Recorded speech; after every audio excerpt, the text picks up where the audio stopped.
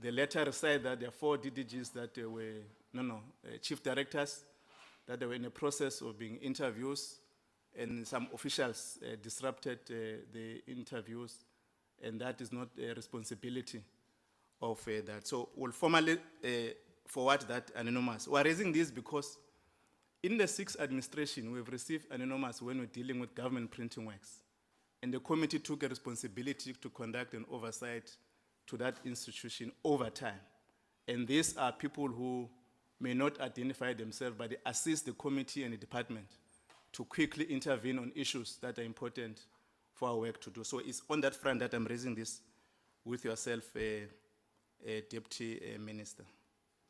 We'll then receive a brief framework on the party funding. You recall that we ought to deliberate on the threshold, and the committee must resolve and submit the report to the House, and Mr. Adams will give us a framework, and we will propose that we deliberate and take a decision on this matter in our next portfolio committee meeting, and give members, given the time that we've allocated the presentations that are there. It's an important matter that in our next meeting we must run off the decision and submit to the portfolio committee. With those remarks, I'm inviting yourself to be ready for engaging with the members of the committee, and also invite Mr. Matonsi for if there's any other apology. Mr. Matonsi. Good morning. I do have an apology from Reverend Mishwe. He's not coming to the meeting. Honorable Mudise and Honorable Ngubane will be arriving late. And then also that the minister will be joining us at 10:45. There was a clash of meetings. That's all, Chair. Thank you very much. Is there any other apology that we must note? Apologies accepted. We'll now invite the Deputy Minister to introduce the Border Management Authority. Thank you.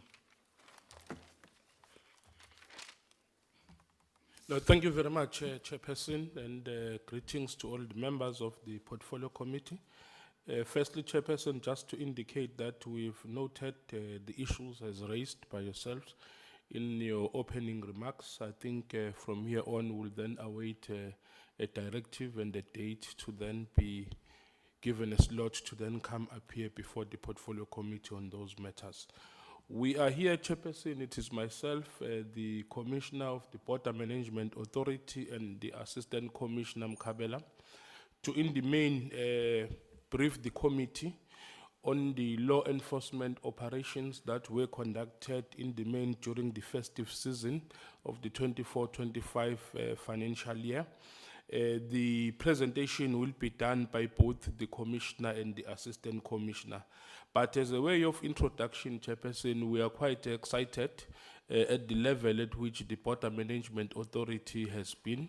You will remember that it has been a long journey, and we must send our appreciation also to the committee for the support during the 6th administration to establish this entity from paper, which we see now conducting operations.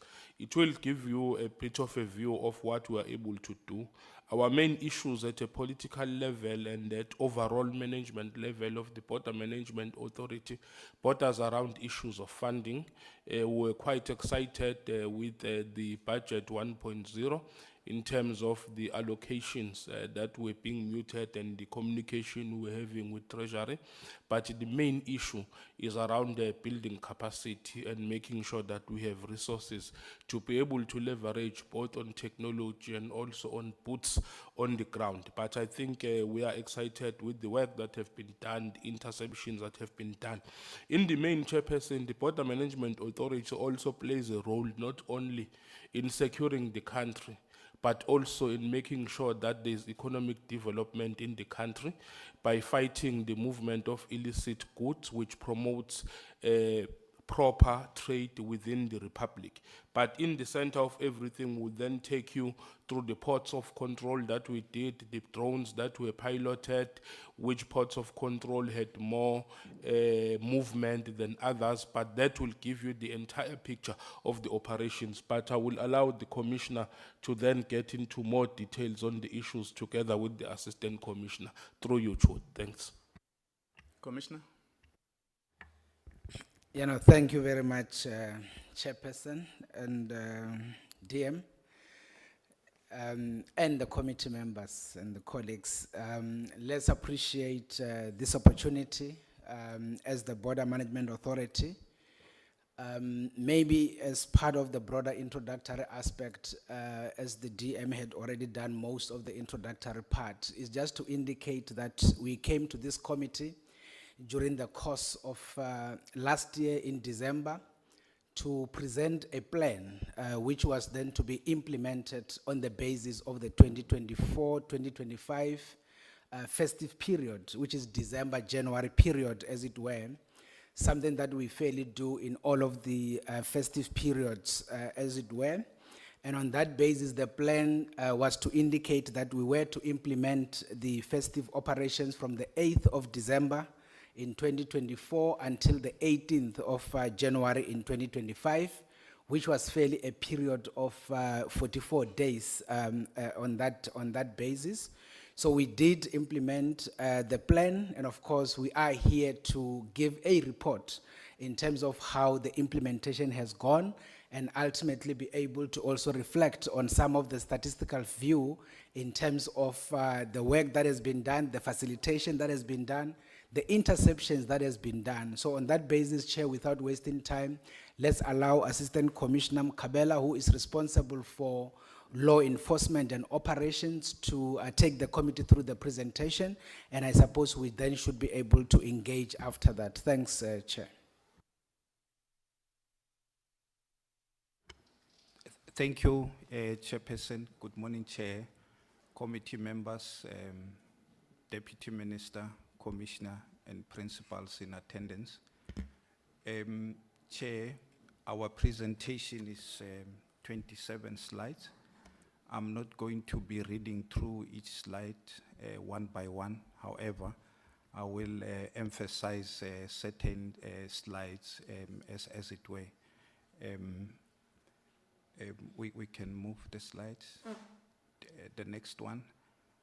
This is just the outline and the content of our presentation that covers the 27 slides. Next slide. The next slide, Chairperson and committee members, talks to the characteristics of the period under the review, mainly indicating that it is a busy period. There is a lot of movement. There is increased movement because of different activities that are taking place during this period, in the sense that factories are closing, companies are rushing to do the last deliveries.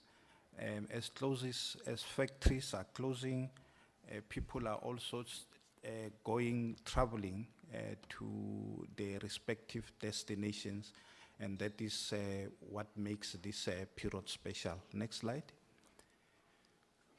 This is just a continuation to say, when we started implementing the festive season plans, there were some operations that took place during this period, such as the G20 Joint Sherpa Finance Tracking Conference, which took place from the 7th to the 12th, and it was happening during the implementation of the festive season period. And we also had challenges, our neighbors, Mozambique, there were unrest after the elections, which of course affected in the main two of our borders, the main one being Lebombo, port of entry, as well as Kosi Bay. And that was also the period where the cruise liner season started, but these operations were conducted based on intelligence that we received. Next slide. This is the number of travelers that we processed this festive season.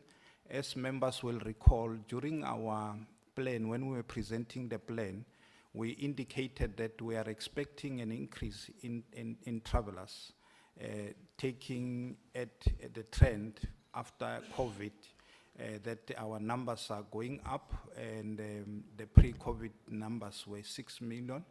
And indeed, this shows a slight increase in the sense that in 2023-24, we processed over 5,032,000.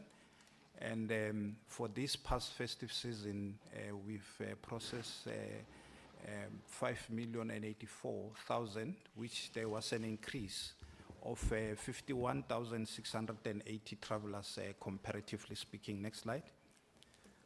These are the top 10 port of entries. They haven't changed in the sense that these are also the ports of entries that we indicated during our plan, that these are the port of entries that process a high number of travelers.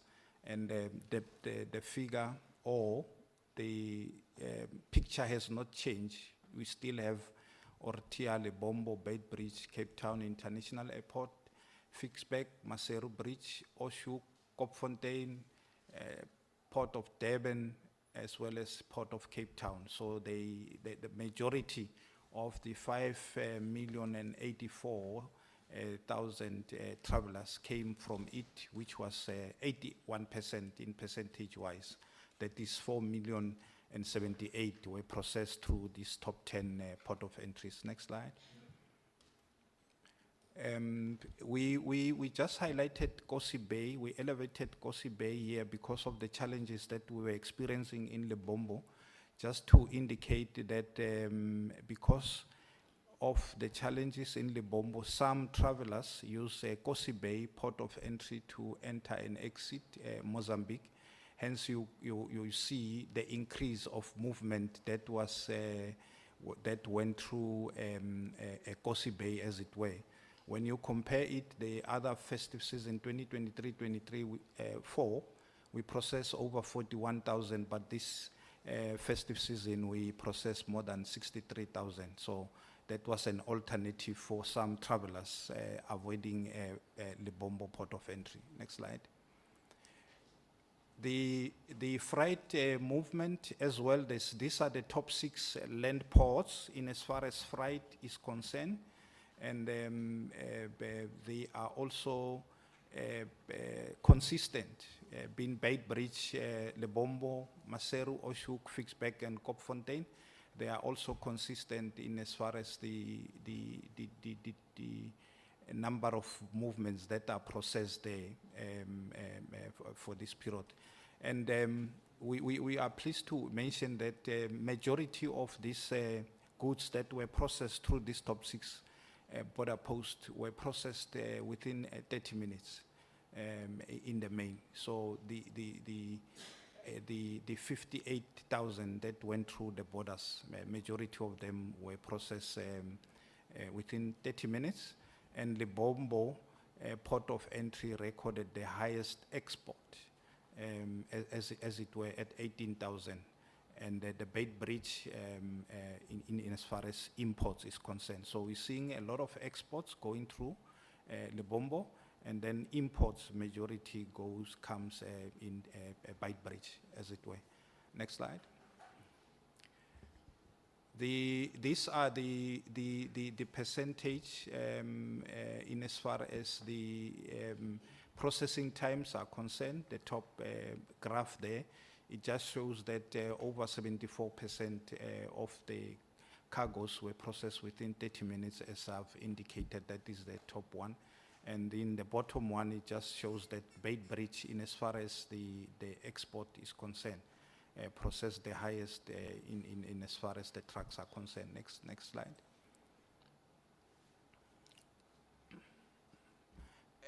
These are now the successes, Chairperson, based on our plan. We came here and presented a 5-pillar plan that we were going to implement. So our report is aligned to the 5 pillars, just to indicate how effective our plan was, how effective the pillars were. So the first one is really about intelligence. We're just reminding members on this specific slide that is the one that informed us in as far as intelligence is concerned. This is the threat and risk assessment that we received from the intelligence community, which highlighted in the main the issue of congestion, self-repatriation, corruption, borderline transgressions, as well as the ICT challenges. Next slide. This is the pillar 2, based on the intelligence that we've received in the form of threat and risk assessment. We planned in terms of proactive mechanism. These are the successes that we achieved as the border management environment, all the stakeholders, when we implemented. These are the achievement. Being proactive, in other ways, intervening before things happen. Those are the successes. Chairperson, I wouldn't read them one by one, but the 2 columns there, the left-hand column is the measure that we've done. For an example, searched lightweight motor vehicles that we searched. That is the number, and if I move across, those are the joint operations conducted, and those are the breakages identified. So those are the quantities. So it's the measure that we implemented proactively so, and those are the achievement in terms of the quantities are concerned. Next slide. Then the pillar number 3, Chair and committee members, is the combating and the rapid response. This is where we responded to challenges that we came across, mainly at the 3 strategic areas of our environment, meaning at the port of entry, number 1, number 2, borderline, and number 3, the corridor, or the border law enforcement area, as it were, the 10-kilometer radius. So here, when it came to detections, we were able to detect over 58,000 illegal migrants. When you compare to the previous festive season, it was 27,000. So, which means we apprehended or detected quite a high number of illegal migrants. One will say, if our operations are effective, the numbers need to reduce. But here, what happens is that, as you know, this is our second year, or the first year of operation as BMA. We implemented certain strategies that assisted us to be able to apprehend more.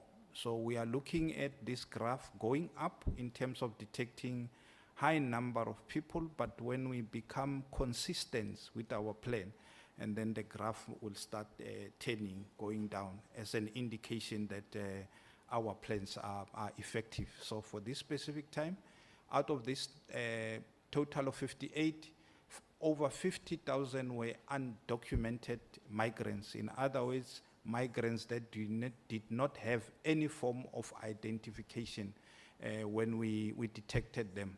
The second one is undesirables. The undesirable persons are the persons that were found to have overstayed in the country. In other words, they came in legally, we put them through the processes, but they didn't return to their respective countries when it was time to return. Then the last category of almost 2,000 is inadmissible persons. These are people who do not have the necessary entry or exit requirements that approach or came to our ports of entries and were not admissible. We didn't admit them, these people. So These 58,000 was detected through searches, mounted roadblocks, VCP, that is vehicle checkpoints areas, as well as joint operations within the 10-kilometer radius. As I've mentioned, it is at the 3 strategic areas of the operations. Those are the slides that indicates or that breaks down the undocumented, undesirable, and inadmissible. Next slide, please. So here we are just indicating or breaking down where these undocumented immigrants come from. So the top nationalities there is a lot of Basotos, followed by Mozambicans, Zimbabweans, Malawians, and Swatis. That is people who came without any documents. So those are the nationalities. And the ones that overstayed, it's still the Basotho, Mozambicans, Zimbabweans, Malawians, and Nigerians. So in the main, undocumented nationals who come from these 5 countries, they are also high in as far as the undesirables are concerned, save for the Nigerians that are overstaying.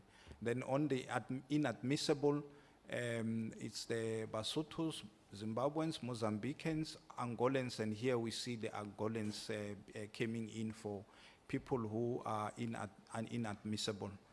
Then in as far as the, those are the ones, so the below one is just a comparison with the last festive season. I'm not going to go through that. Next slide.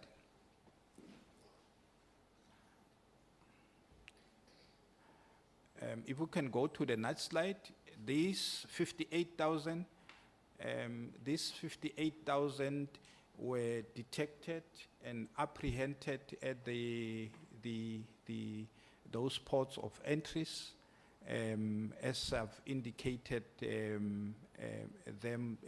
chairperson, that as you can see, most of them are the Basotos. Hence, we've got Telebridge, Kashasnek, Sunny Pass in that area, and then you've got Libombo and Maseru, which is also on the side of Basotos. Fixback on the inadmissible and on undesirable as well. Next slide. Pillar 4, these were detections, these were the plans that we had under Pillar 4. Safe to say, in all, we arrested 332 people. That is an increase of 31% compared to the previous festive. Next slide. The biosecurity interceptions, this is on the agricultural space as well. These are the achievements within the agricultural specialist, where we are able to detect, intercept, and confiscate those types of items that I'm not going to take to the members, but safe to say that there was a decline in this environment as compared to the 2023 festive season, as it were. Next slide. Then we come to the port health environment, where we detected and confiscated non-complying products. They are listed there, and the quantities, chairperson, but safe to say, at Bait Bridge, our health specialists were able to test 759 travelers for malaria, and we had 40 positive cases that we handled in as far as the WHO protocols are concerned. Next slide. The law enforcement seizures, that is both on the within the 10-kilometer environment as well as the borderline. All authorities that are within the border law enforcement environment, these are the quantities comparatively with the 2023-24. Next slide. The continuation of the law enforcement seizures, but this slide is specific about fraudulent documentation. So that one was generic. This one is in terms of fraudulent. and tempered document, there was a decrease as compared to the 2023-24 festive season. And those are the achievements as listed. Next slide.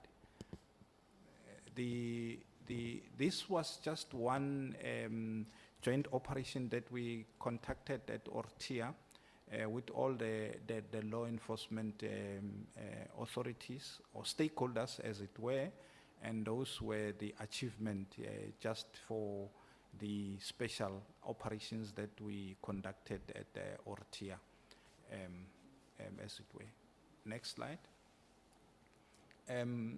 Revenue generated operations within the border space. These are all the achievement, more especially these achievements are on the corridor. As you know that one of our biggest challenges is corridor management. So if we don't manage corridors properly, we have congestions and we have challenges as it were, as you approach the port of entries environment. So the stakeholders here, they are assisting a lot. So if travelers and motorists they are found on the wrong side of the law, they are dealt with either through arrest and fines that are issued. So those are the achievement of all the stakeholders in as far as the fines are concerned. Next slide. When it comes to Pillar 5, the communication and liaison, we launched Operation Itibise, which was launched in the Bombo. So this is the hotline that you call when you see wrong things happening within the border spaces. So the terminology is just to say, if you see something, tell us, share with us something that you see within the border space, and that is the hotline that we go to. And in as far as the strategy is concerned, we were all over the media communicating as the Border Management Authority, and not only us and the department, but with all other stakeholders within the space. But we were very active in making sure that travelers and the general members of the public are informed on developments as and when they were taking place during this period. Next slide. These are the areas of improvement and incidents that took place. We've got infrastructure challenges at quite a number of ports of entries that we need to take care of. We need to enhance and improve on the utilization of technology and artificial intelligence, and we do not have the footprints of border law enforcement in all our ports of entries. There are only a selected port of entries, and the issue of unethical behavior. And in as far as the incidents are concerned, there were few deaths that were reported at the ports of entries for travelers that passed on, had challenges and passed on whilst they were at our border environment. Few border guards were assaulted by members of the public, but they were apprehended, as it were. There were some power outages that we came across. As you know, is the rainy season. There were few ports that were flooded, almost over 6 ports that were flooded. Even some of them, as we speak now, there are about 4 that are still not operational as we speak because of this flooding. And few freak accidents that happened, that people just came and drove recklessly into the ports of entries, almost trying to kill some or injure some of the travelers and our stakeholders and officials. Sporadic blockages of some corridors due to congestions, something that we are going to enhance as we go into the Easter operation. Next slide. In as far as the conclusion is concerned, Chair and the members, Minister and deputies, all operations unfolded fairly well. Therefore, we deem this being a very successful operations. We've seen that a lot of in fact, what we planned, we were able to implement, and these are the achievements that we are sharing with the committee. Lastly, we're saying as ports continue with sustenance phase, the contingency place as in place in as far as the KZN borders are concerned, with the hostile situation in Mozambique, as well as these are the 4 ports that we continue monitor: Lebombo, Pafuri, Giriondo, Kosi Bay, port of entries, as they go through to Mozambique. And we have to indicate that we are fully participating on a weekly joint stability committee that was specifically established to look at the Mozambique unrest. So we are members there, we are participating. But also in closing, to indicate to the members to say, as we are saying on the screen, ports continue with the sustained phase. So that is a phase that gets into the Easter operations as we are approaching. So we have not stopped, we are going to escalate in the next 10 weeks. So basically, the plan that we implemented in December is the same plan that we are going to implement with enhancement of lessons learned into the plan. So it is basically a shortened version with the coming Easter period, as opposed to the December with 44. The Easter weekend will be only 10 days, and the 5-pillar strategy is continuing and is going to be just implemented and intensified for the 10 days. Next slide. It is recommended that the portfolio committee chairperson notes the festive season debriefing report. I thank you, Chairperson. No, I can, sir, Tatana Makube, for the presentations. I'm going to invite members to raise questions. Then I'll also invite, after that, we'll invite Tatana Mkabela, the Commissioner, Meshapata, if there's any other issues, Deputy Minister and the Minister. Welcome, Minister. Your apologies was also noted. We've also been joined here, and thanks very much for joining us. We'll start with Honorable Mundisemsa. Come Honorable Mutambi, Honorable Mohale, Honorable Ruos, and Honorable Ngubani, and Honorable Machi. Then we'll take another round. In that order, thank you. Thank you very much, Chair, and thank you to the BMA for that presentation. I think since the establishment of the BMA, we would have seen the impact that it has really made. And as the ANC, we really commend the efforts amidst the challenges that you are facing of funding. But firstly, I want to check that what is the plan in dealing with foreign nationals, documented or undocumented, that are roving around our streets? And I think even in your presentations, you are able to tell that there is a significant number of these foreign nationals. And those that are able to enter in the country even when they enter through passports or any other form of documentation, but don't get to return back to their countries when they're expected. What therefore becomes the plan of the BMA in ensuring that it deals with such foreign nationals? The minister in the previous weeks during the question and answer sessions in the parliament, he would have made mention of the drones that were utilized during the past festive season, which had a great impact. But unfortunately, those drones, he made mention that they were not to stay with the BMA on a permanent basis.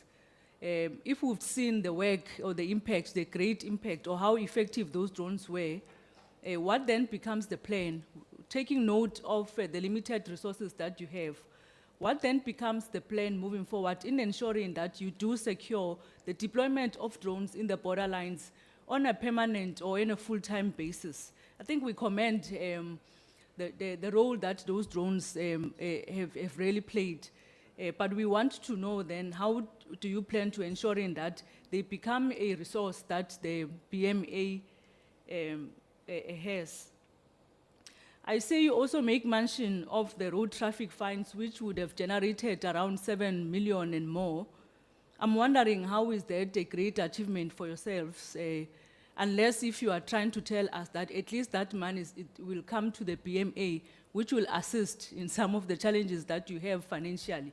Or are you expecting some amount of money, since you would have played a role in making sure that there's a generation of some sort of funds from the road traffics? But I want to understand, what is the role of the BMA on those road traffics? Because I don't think you have any function dealing with the road traffics, whether or not the drivers or people who are on the road comply or don't. But kindly clarify us, what is your role, and that money that has been generated, will it come to the agency? And lastly, Chair, with the G20 coming, I just want to get a view from the BMA if they've made an assessment with regards to the security that will be around the G20, and as an agency, what are you planning to do, taking into consideration, of course, we know that you have limited resource, but do you think there's a need for you to increase the capacity that you have, including the human resource and more plans that you have for operating during the G20? It's budget speech tomorrow. We are also enthusiastic, hoping that the security cluster will get a portion of an increase or an added funding, so that it can also be able to aid, and then the agency can be funded. Thank you very much, Chair. Thank you, Honorable Mutisemza. Honorable Mutambi. Thank you, Chair. I think and thanks for the presentation. Good morning, Minister and Deputy Minister and the team.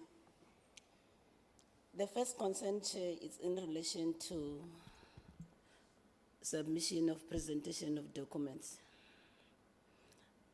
As late last night, you were asking where the presentations, Chair.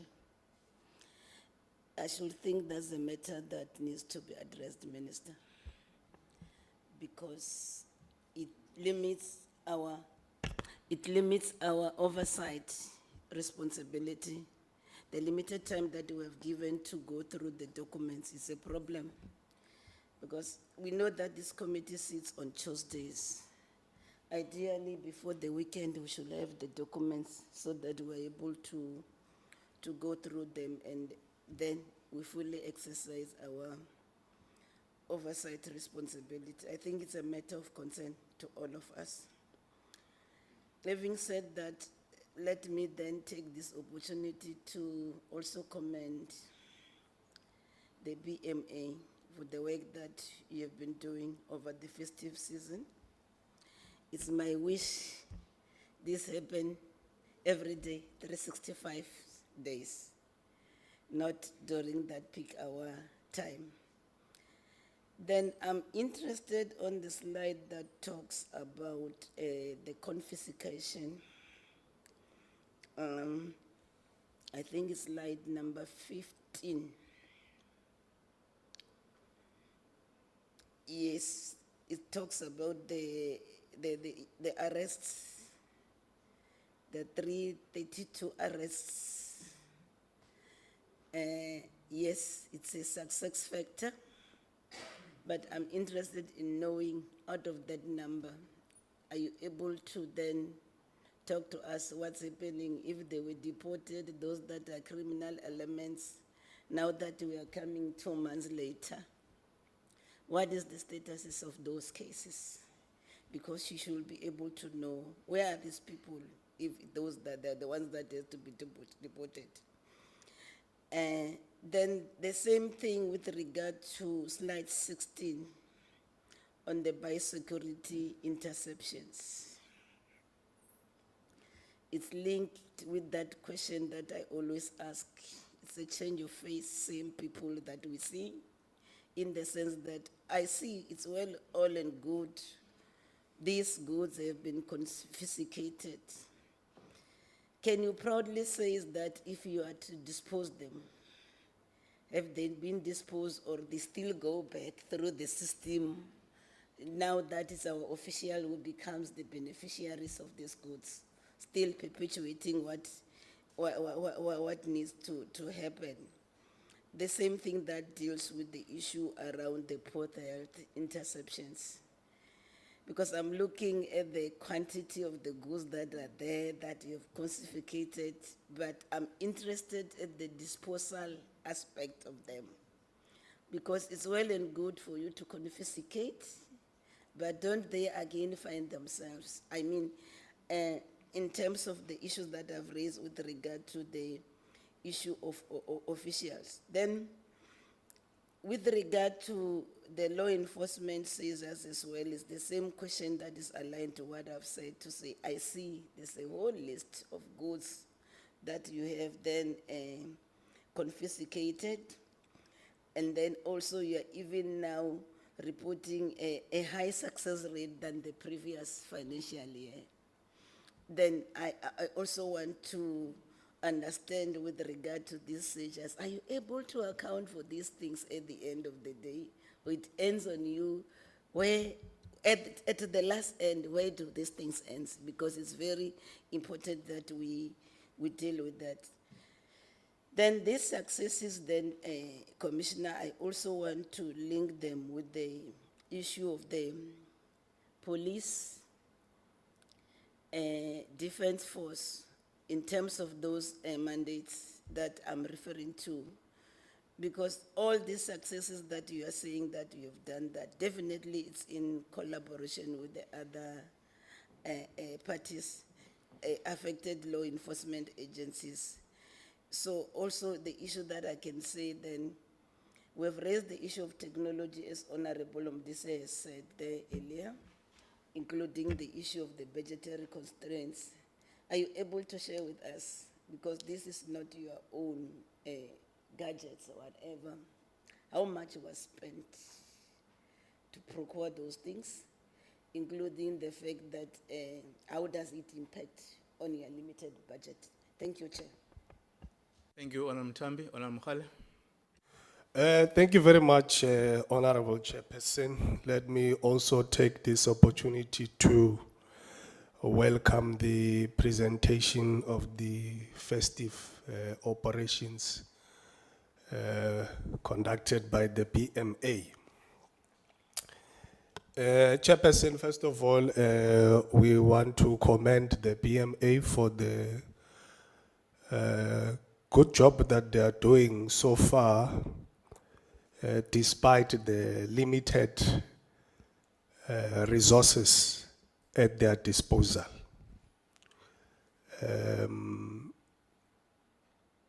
You would know, Chair, that as we speak now, currently, BMA only has 44 patrol vehicles. They are in the process of procuring 10 drones. And they have 28 motorbikes and 127 pistols, that's guns, for the border agents. That, or those are the resources that we have provided to the PMA to execute this huge responsibility. And it's quite unfortunate, Chairperson, that, you know, with these limited resources, we are expecting so much from this particular agency in terms of dealing with all the challenges that we are confronted with at our ports of entry. And I have said previously, and I will reiterate this point, Chair. We are for a strong BMA. as the EFF. We want a strong, fully functional, well-resourced border management authority.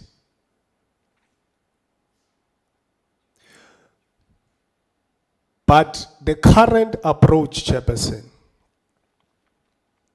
where we are spending millions deporting illegal foreign nationals, I stand to be corrected, but I believe in 2024 we have spent nothing less than 200 million deporting illegal immigrants. And we are deporting people who are more likely to re-enter the country few weeks after they've been deported.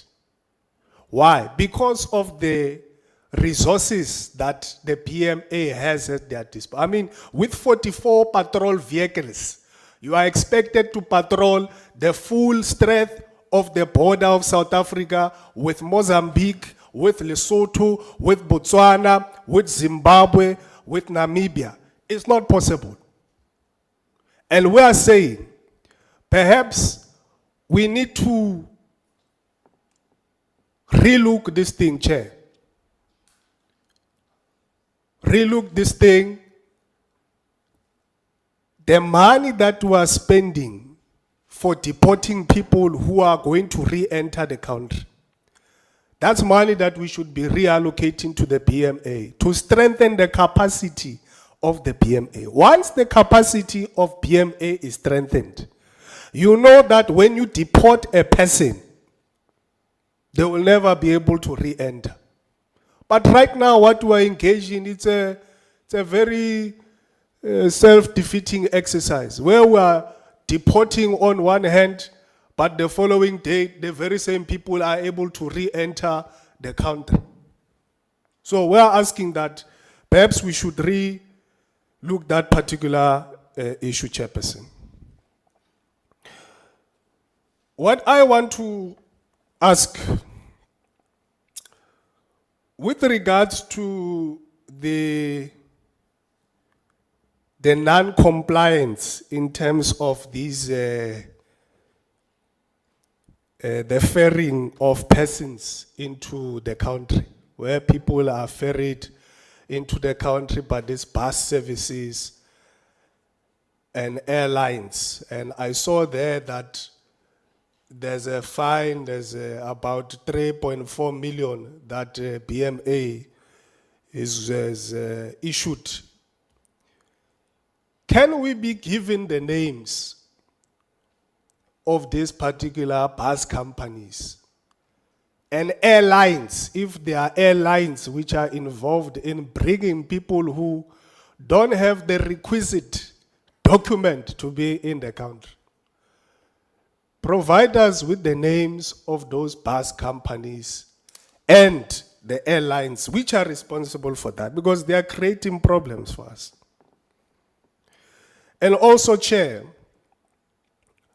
the issue of the Basotho nationals, I think it's something that we really need to pay attention to it. I don't know what, perhaps at the ministerial level, maybe there might have been engagement with the counterpart to address these issues, and what has been the outcome. But the fact that the Basotho nationals are leading in those indicators in terms of number of undocumented, illegal entry and so on, is a concern. And maybe the minister will provide us with clarity in this regard as to, at a level of minister to minister, what is it that they are doing and what should be the solution in this regard to ensure that we don't have a large number. Because Lesotho, unfortunately, is totally encapsulated within South Africa. So their problem are our problems. So maybe the minister can provide us with clarity in that regard. And in wrapping up, Chair,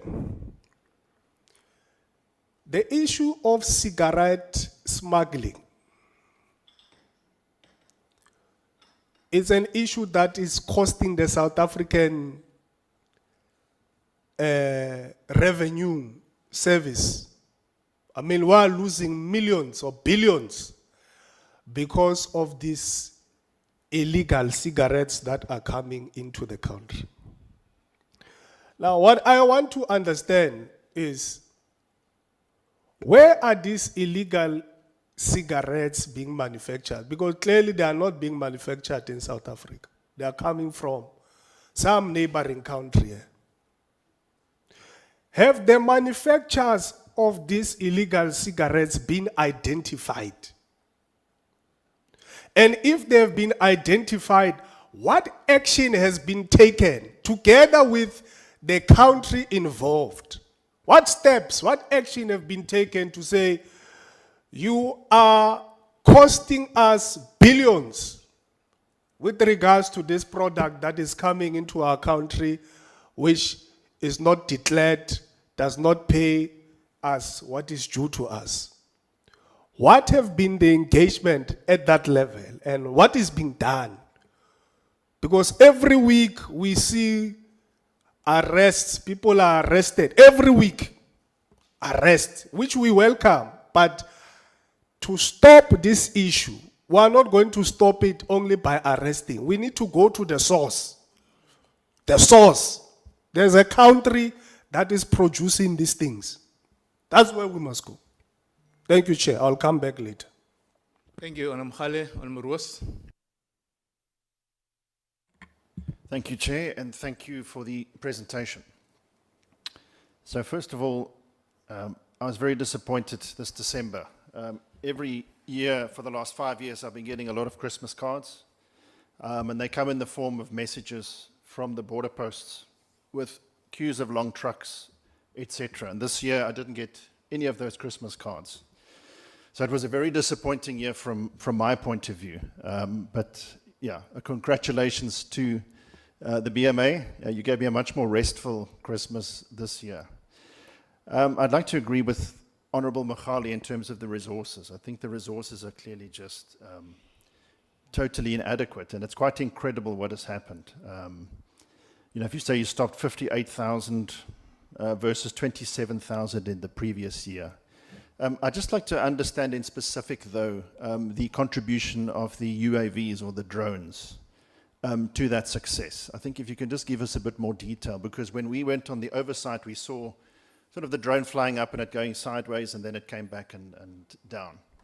I think I'd just like to understand a bit more about how the drones really contributed to the success. And there were some quite big numbers in that regard of how many people were apprehended with the drones. Then, in terms of the procurement of drones, I'd just like to understand whether we're on track with the procurement of the new drones for the department. I know that was supposed to happen by the end of this month or the beginning of next month, if we can just get an indication on that. And then finally, I think, I don't know if the stats on the Tele Bridge border is a typo, but it says there were 24,538 persons turned away there, which is an astronomical number.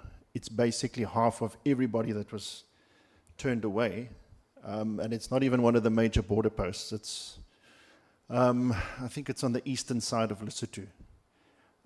So I'd just like an explanation of this. It's an extraordinary number, 24,500 over the Christmas period. You know, what happened there? And clearly it's not a large border post, you know, so we know that from a manning point of view, at the larger border posts, we have the vulnerable segments. So I'd like to understand, is that area there around that border post a vulnerable segment? And what happened there? And what is being put into place to address the issue? Because clearly there's a massive issue over there. It's a very large number. Thank you, Chair. Thank you, Honorable Ross. Honorable Ngubane. Yeah, thanks a lot, Chair. I think we welcome the presentation by the activities done by the BMA over the festive season. I think my question as well, Chair, is that when we are doing oversight as a portfolio committee, the message we received was a drone is a proposal that has been proposed to be implemented, and it hasn't been implemented yet. And it still needs to be funded. There are not enough funds, as we know that the BMA hasn't been sufficiently funded. So what we'd like to confirm as well, we saw even on the report of November that even the minister announced that there is a drone that is implemented. So what we'd like to know, I think let's clarify this issue of the drone, because we do not want to go out there and mislead public that we have a drone, and whereas it's the wish of the BMA. So let's clarify, do we have the drone? If we have the drone, have you procured the drone? How many drones we have? Is it doing the work of monitoring the border? Because we need to clarify this matter. We were there, we saw the drone that wasn't functioning even correctly, that was even failing to function correctly. And now we need to know, has that drone been procured? And who's operating it? Because we know that the BMA is still even struggling with the ICT infrastructure as well. So we need to know all those things if the drone has been procured and it's there. Because even on the pillar number 3, the reflection of the drone was supposed to be reflected on that pillar, but it wasn't there on the presentation. And then the other question, Chair, but the other one is that of sufficiently funding the BMA. Is the minister winning the war? The budget is going to be presented tomorrow. Is he winning the war of funding the BMA sufficiently? Because it's good to see the proposals, the presentation, and the wishes, but if there's no enough funding of a budget that is allocated to the BMA as it is proposed, then all those wishes will fall apart. They won't work. So we need that clarity as well. When we're, Chair, we're as well doing an oversight, there was this issue of a farmer, the farm that is between the border, that is unclear how to operate it, whether to beg the farmer to balance the agricultural business and the security of the country. Where is the status with that? What priority comes first between the security of the country and that farmer that is on the border? Has that been done with the agriculture, the collaboration, the working together to resolve that matter of that businessman who's a farmer who's residing over the border, which is, again, it's a big risk to the country, where a farmer owns the border of the country and it's not being checked, or the BMA is not even allowed to get into that area of that farmer. So we need that clarity as well. I think that's all from me, Chair. Thank you. Thank you, Honorable Ngubane. Honorable Manchi. Thank you, Chairperson. Good morning, our Honorable Minister, Honorable Deputy Minister, my colleagues, honorable members, our respective officials agreed to this morning. Thank you so much. First, I've got to thank and welcome the report. It's a comprehensive one, even if when we were there, your presentation was good and you tried to follow your presentation. But Chairperson, I've got some few concerns. Others, they've been said by my colleagues. Some of them are operational and also the infrastructure constraints.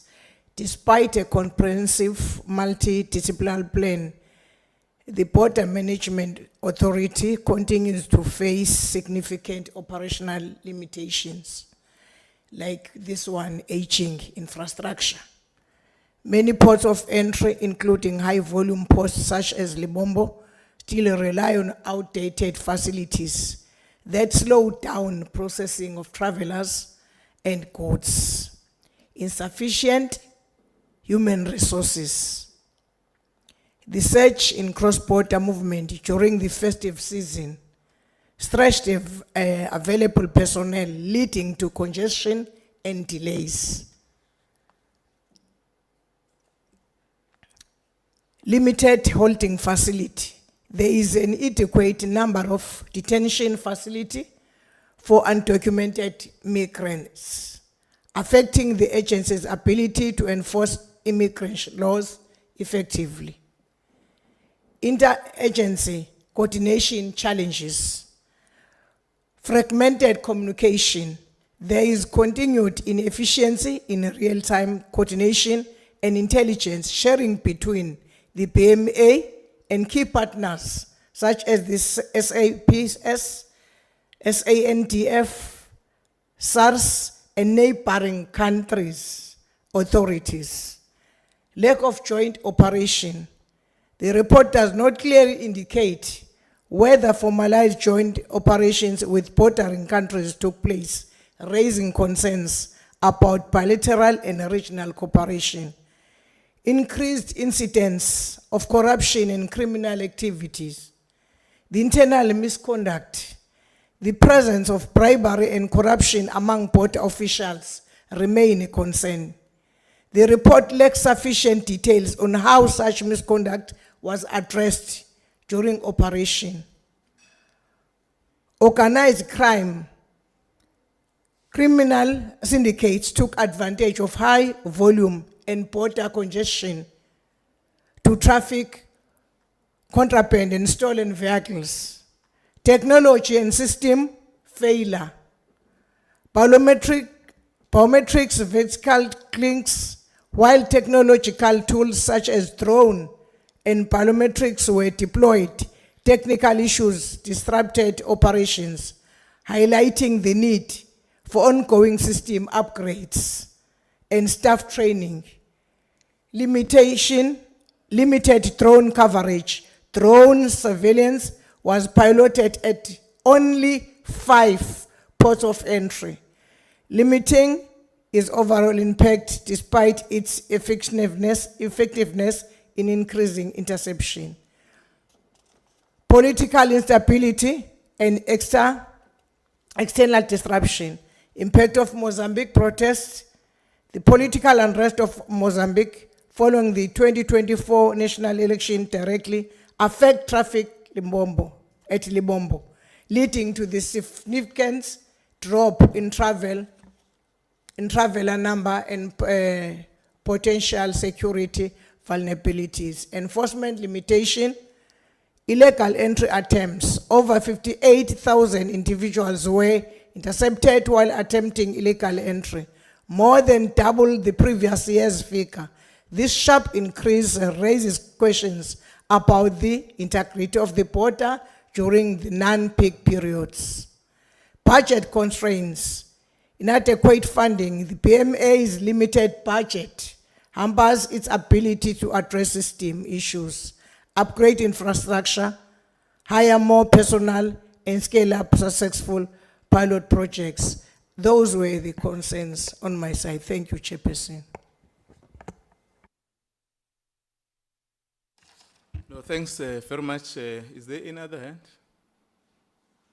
Honorable Matupa and Honorable Mtolo. Thank you very much, Chair.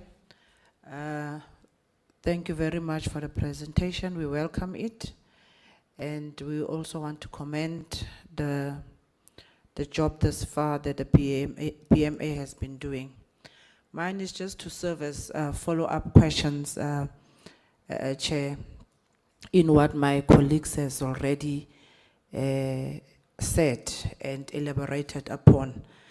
What I want to know is that, yes, there's an increase of these illegal immigrants, whether it is undesirable or inadmissible. They are arrested, deported, and what are the mechanisms in place to flag them? Is there any procedures in place? Is there a plan in place to flag them? Because as I've mentioned that my colleagues have already said, they get arrested, deported, just to be back in 3 weeks or the next week. And also, what I would also like to highlight is the the procedure of deporting illegal immigrants is too long, and it has a burden on the other departments, such as the correctional services budget, because majority of these illegal immigrants are not at Lindela only. There's an influx of them within our correctional services. So my question would be to the minister, what is the minister doing to ensure that criminal procedures of deporting illegal foreigners is short and does not affect other departments the way it does now? Thank you. Thank you, Honorable Matapo, Honorable Mtolo. Thank you, Chair. Thank you, Chair. Honorable Minister, Deputy Minister, greetings to the members of the committee and departments. We welcome the reports that's presented. I have a follow-up question, Chair. How did the BMA cooperate with other law enforcement agencies to ensure a secure and efficient border management process?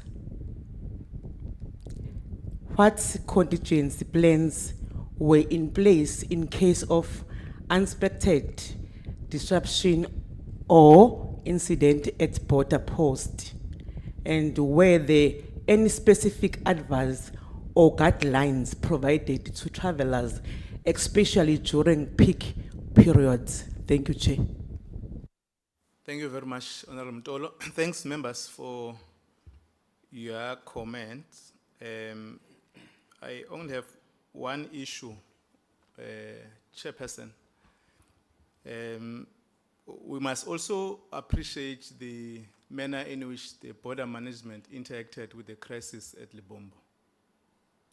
And I want to draw you to the lessons that you might have learned to that experience, so that, and what are the plans if such happens in some of our borderlines. And I think it's a critical point that you and also law enforcement agency have demonstrated in terms of assisting the managing the crisis at the Libombo. We've also experienced it when we're conducting an oversight. And what are the lessons and the plans ahead, particularly interacting with the same agencies with the neighboring countries within our country. The issue of the budget, which we're expecting tomorrow, Minister, we may need to be exposed also on the part of the BMA. What are the priorities that you're going to allocate to the key points of the service delivery within that border management authority? It's good to request for more funding, but the committee need to be exposed to what the key programs that are going to allocated within this financial year. We have observed that when we're conducting an oversight, it emerges that the Border Management Authority doesn't have an office.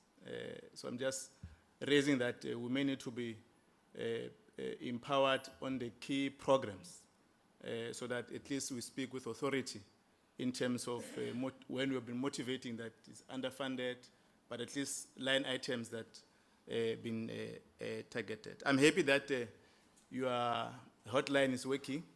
We've just spoken now to Dumisani Mtembu. Wanted to test it, Minister, if it's working. We've just called him in 5 minutes, has responded. We've called Dumisani Mtembu. So it's important so that you don't come to the meeting and say this thing's working and it doesn't working. If we do not get him, we're going to call the minister to demonstrate that it's working, because it's not for members of the committee, but also for the public and those that want to raise concerns. I'm inviting you, Tatan Mkabela, and then we'll invite the chairperson, the commissioner, and then the DM and the minister. Thank you.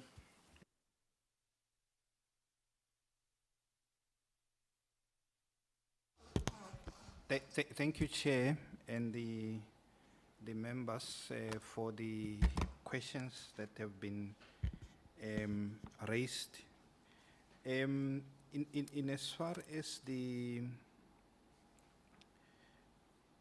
a plan of dealing with foreigners so that they do not return. And there's quite a few members that ask this question, what do we do, and the cost that has to do with these illegal migrants in our country.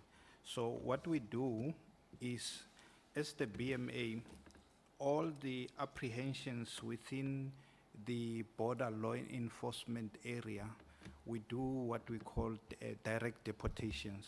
So we don't bring them inland to Lindela and so on to cost the country a lot of money. So it's direct deportation within the 10-kilometer radius so that we do not carry a lot of expenses as the country. And as well, what we do is that there is a process that we go through in as far as we call it V-listing these people. So in other words, we are putting them through a system. We don't just send them back, but we are putting them through a system so that they become inadmissible, so that when they come back to the country, they are inadmissible. So when they approach our border, again, they won't be able to go through because they are V-listed as such. And as for the drones, the issues surrounding the drones, the impact thereof, the plan moving forward, what was the achievement specifically this festive season, is the following. In as far as and how we utilize them, and that's why you see the high number that raised from 7,000 to 58,000 is because of the effectiveness of the drones that we implemented on the ground. So what we did is that at these 5 ports, strategic ports, what we've done is we put together teams which we call the response team, comprising of the BMA, border law enforcement officers, the SAPS, and the South African National Defence Force as a response team, and they were put at strategic areas where they are stopped. And then we establish mini control rooms at this port of entry. In other words, where the pilots are, there's a screen with border guards sitting there with the push-to-talk communication radio. So when we look in on the screen and we see people wanting to cross the border, and then the response team will be called to say, go to area this and area that, there's people who are trying to cross there.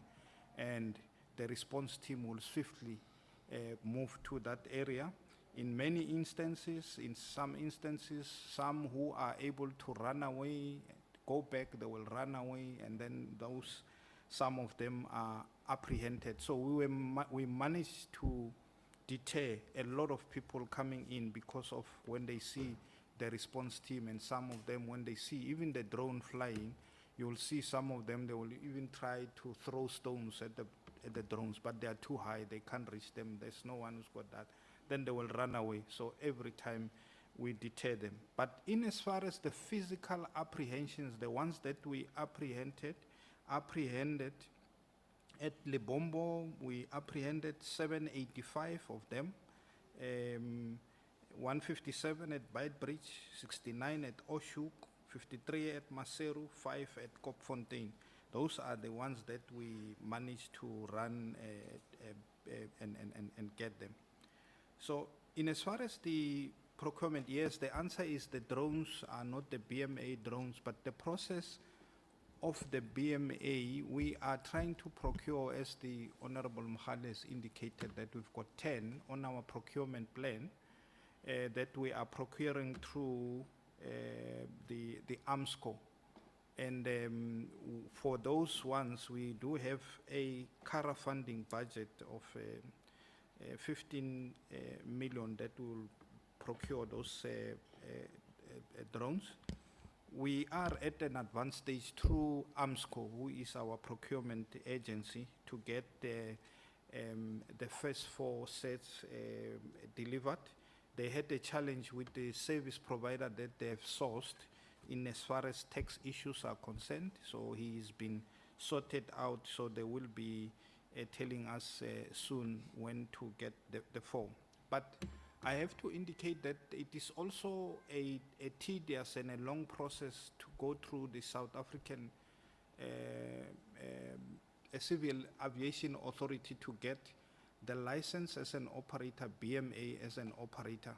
It's quite a long process. So, and that process, unfortunately, it's dependent on the delivery of a drone. You can't start the process. They want to see a drone first, and then you start the process of application being a drone operator as the BMA. And that process takes a minimum of 4 months.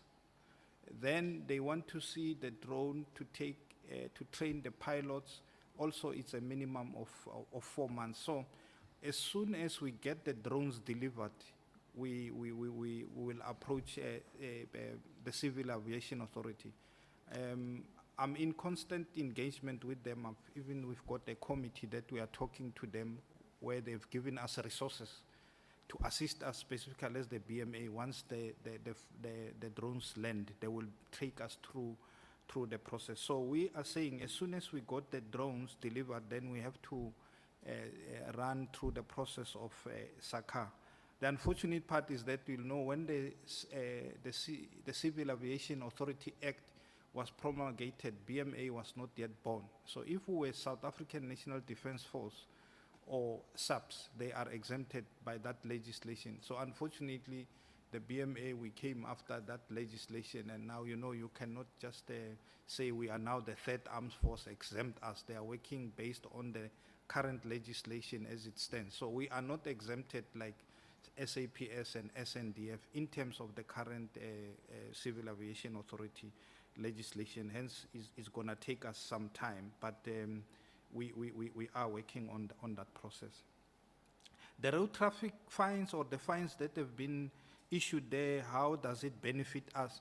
We were just trying to show from the other stakeholders that the deterrence or the deterring factors that even went to an extent of issuing fines by all our stakeholders within the border. So we are not going to get any of that money. It belongs to those authorities, save for the fines issued by the Border Management Authority. It will come to us. A committee member talked about the transporters, the buses and the airlines. Is that some of those fines there from the BMA is the fines that we called administrative fines that we have issued to these buses and airlines that are transporting illegal immigrants into their country. So that one under BMA is the money that is the revenue for the BMA, but the others, it belongs to the stakeholders as it were. The G20, we are participating in there's a number of priority committees for the G20, a lot of them. Every day there's a meeting, and we are participating in all those meetings, planning meetings through the NAT joints as the BMA, so that we are able to stay on par with the developments.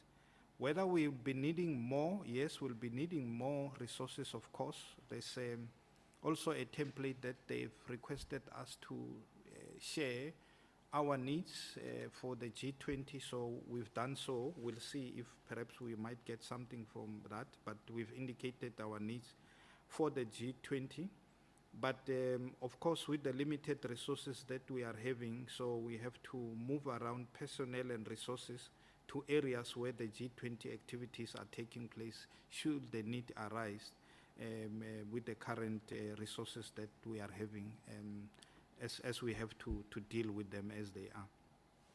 In as far as the confiscations of illicit goods, the deportations of people, the illegal interceptions, both agriculture, health, and so on. Yes, indeed, we are able to account for these confiscations And interceptions, since we've got storerooms, but they are not staying in the storerooms permanently, so they are taken for incineration. Some of this, we actually destroy them so that they don't find a space to circulate or recirculate within the community. So they are incinerated, and some of them, obviously, they are taken booked to police stations as evidence when we arrest. So some of them are taken to SAPS 13. So it depends on the situation, as it were. And the deportations, like we've indicated, we're taking them through the process. We relist them, and then we sort of register them as inadmissible, so that they do not come back to the country. Those of them who, many of them are wandering within the country, they are not going back. What are we doing as the Border Management Authority? Unfortunately, the inland ones that are roaming around not going back, we can only get them at the border as the BMA. Otherwise, our colleagues within the inland inspectorate at the department are the ones that are dealing with people that are roaming around, and then they will be arrested, detected, and go the long Lindela way of a process before deportations. But safe to say, BMA within 10-kilometer radius, direct deportation, so we don't give you time to come to the country, as it were. I'm not too sure, Honorable Member, about this specific farmer that owns the piece of the border. I'll make a follow-up and we'll get... Let me assist you. I've lined up responses. If you're not sure on the question, skip it. DM and the Minister and the Commissioner will respond. Will respond, yeah. Just summarize, and then we'll give them opportunity to briefly. Okay. Yeah. All right. That's it. And in as far as the guidelines to the travelers during the peak period, yes, our communication department is communicating, issuing guidelines to travelers. What is it that they need to bring when they approach the borders, and as well, even both the Commissioner and the Minister, when they address the media as part of their media for the festive and Easter, they also indicate in their media engagement what is it that needs to happen. Thank you. I'll pause for now, Chair. Thank you. I think you've dealt with many responses. I'll expect the Commissioner and the Ministry to be brief and specific on some of the issues.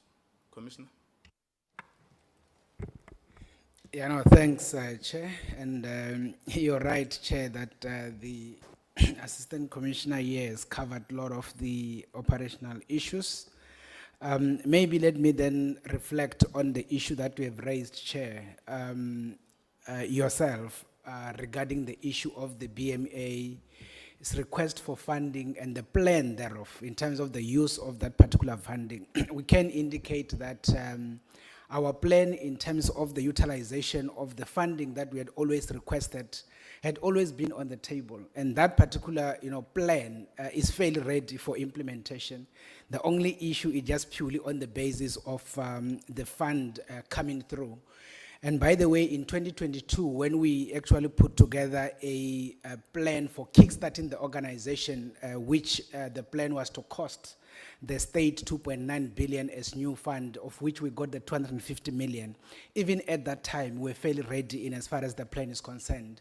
Obviously, the current one, which is the revised one, which was sitting at around 4.3 billion, which is what we submitted, which we know that we might not obviously get the entire.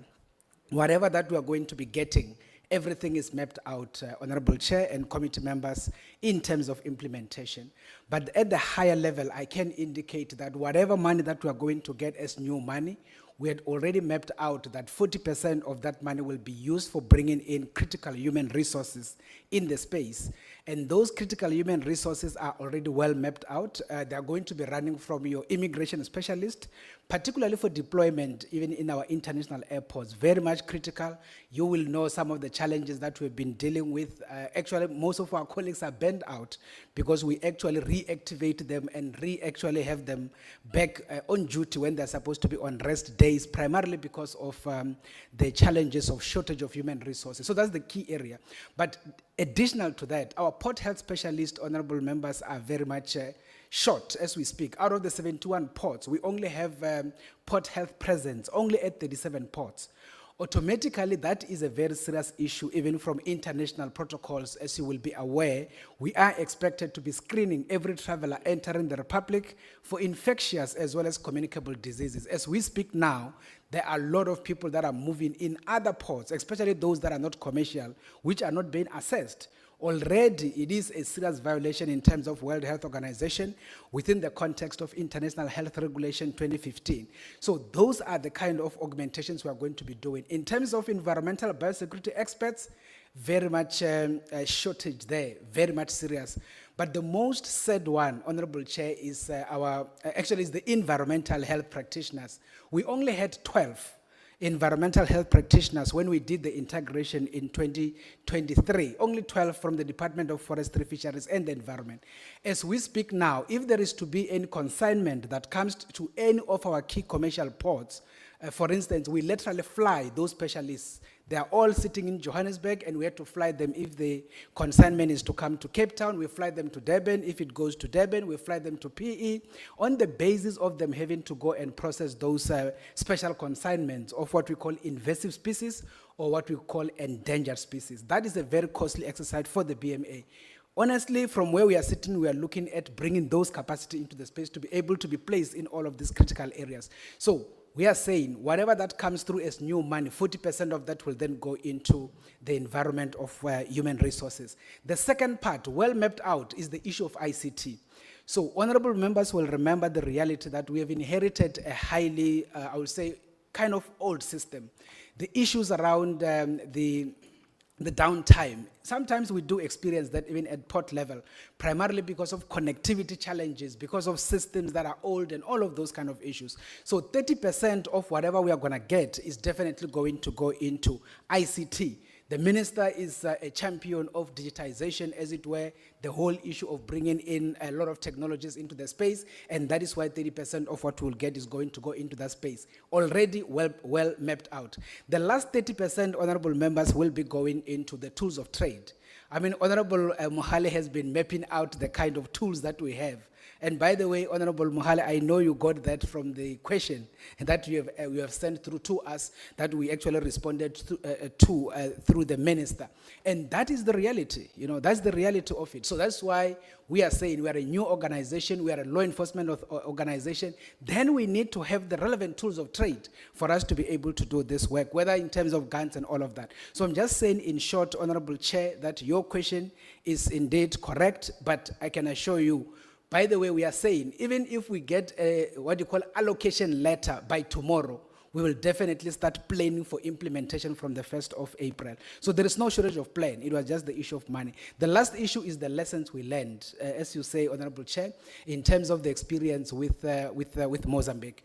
So indeed, we learned a lot of lessons. One of the things that we understand to be the critical issue is the ability to engage with the leadership of your neighboring country. So in terms of the Libombo challenge, that is one thing that was a bit of a success factor. We were able to talk to the leadership in Mozambique, even at some point, I mean, talking to a very serious leadership that were sitting in Maputo for the purposes of managing the challenges that we're dealing with. And of course, the minister also coming through into the space. You will also remember the Minister of International Relations also came through in terms of assisting us from a diplomatic angle. So engaging with the immediate neighborhood is very critical from all levels. But in terms of port-to-port conversations, we're very much critical on that, and that is why they were able to give us the military as well as the police on their side to escort our trucks, for example, to get to Maputo Port and all of that. So that is the key lessons that has been learned. Even if we had some challenges in terms of language, Honorable Chair, in terms of Portuguese, English, but we were able to survive there, throwing some bit of Shangaan in the space because the colleagues were able to understand that. So at the end of the day, that has been one of the key. Domestically, engaging with our key stakeholders, in this instance, business in particular, was very much fundamental.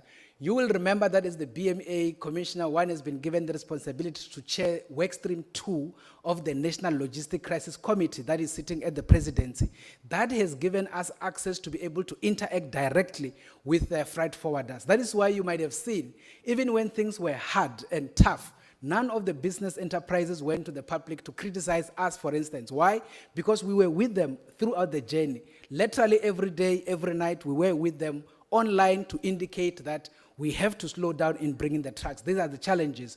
We are going to have them on the corridor. At this point, we are going to move them into kilometer 4 on the Mozambican side. The escort will take place at that time and all of that. So the lesson we have learned is exactly multi-stakeholder engagements to make sure that everything goes according to plan. So fairly, that is what I just wanted to emphasize, Honorable Chair. On the basis of time, I might not want to go too much, but let me address the last thing that was raised by Honorable Ruos around Telebridge. Honorable Ruos, it is not an error, it is a fact. So what actually is happening here is, when we brought in the junior border guards in Macero Bridge, and then we brought another additional team in Fixburg. You will remember Macero Bridge and Fixburg is like 40 km away from each other. In the middle, you have Peka Bridge, which is one of the ports. So what then happens is, because remember, these people are able to understand the deployment metrics. So on that basis, they literally then pushed through into the Telebridge side, something that is very much unusual. So because we work with the intelligence community, when that shift was picked up, we're then able to redeploy the team into the Telebridge side. And that is how the number of the interceptions escalated in terms of the Basotho nationals, as it were. So that is indeed the context. If you were to analyze the 15 ports around Lesotho, for instance, we know which are the critical ports that we need to focus on. If you look at Macero Bridge, it's key in terms of cargo movement. Fixburg always lead in terms of people movement. And then if you go to Kashasnek on the other side, you go to Van Rooyen's Gate on the other side, or Mononsa Pass on the other side, we are able to map out the movement and the nature of people that we deal with.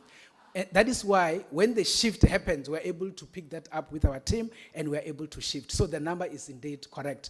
And that is why if you look at the numbers of the 58,000 interceptions, we have the highest number being Basotho nationals. Majority of those were intercepted at Telebridge. So that is basically the essence. And this is not the first time. Remember when we intensified issues at Bait Bridge, for example, we started seeing a lot of the Zimbabweans moving into Botswana and coming through into Grobler's Bridge, as an example, in the past festive season. And we were able to start doing interceptions that side. So this is part of the work that we do. It is not static. Even our deployments are very much vibrant. As soon as we see a shift, we're able to redeploy. So Chair, just on the basis of time, let me stop there, and I suppose the Minister and the DM will cover other questions. Thanks. Thank you very much, Commissioner. Dear. No, thanks, Chair. Just a few issues. I think one on the issue of the inspectorate in terms of the people who are already in the country illegally. That's the responsibility of the inspectorate unit. And I don't think, Chair, at any given moment of time, should we run away from deportation. Yes, it is a costly exercise. However, there are issues of legalities as to how long you can detain people within the country, which means that at a certain point you need to also deport them. But also, it also has cost implications, because once you deport a person, once you arrest a person, you must keep them at Lindela. It means you must feed them and provide for them. So that is also a costly exercise. So the deportation and the speedy deportation of people is very important. One of the things that the BMA has been able to successfully do is the immediate deportation in the border environment within those kilometer radius, which means that you then have a quicker turnaround time, which then becomes a bit more, that becomes a bit less expensive when dealing with the issues. I think we note the question on improving efficiency, and we are quite excited that the process of the one-stop border post is advancing very well. We hope that will improve efficiency in terms of the 6 land ports of entries, Libombo being one of them, which means that you will then have proper infrastructure in those ports of entry, which will make ease of movement and also of goods, also contributing to economic development. There is a need, Chair, for a discussion with our neighbors, and I think we must be frank about it, that there are certain policies adopted by our neighbors that sort of encourage transnational crimes that are happening, and we need to deal with that, and we'll need DECO to also be on board.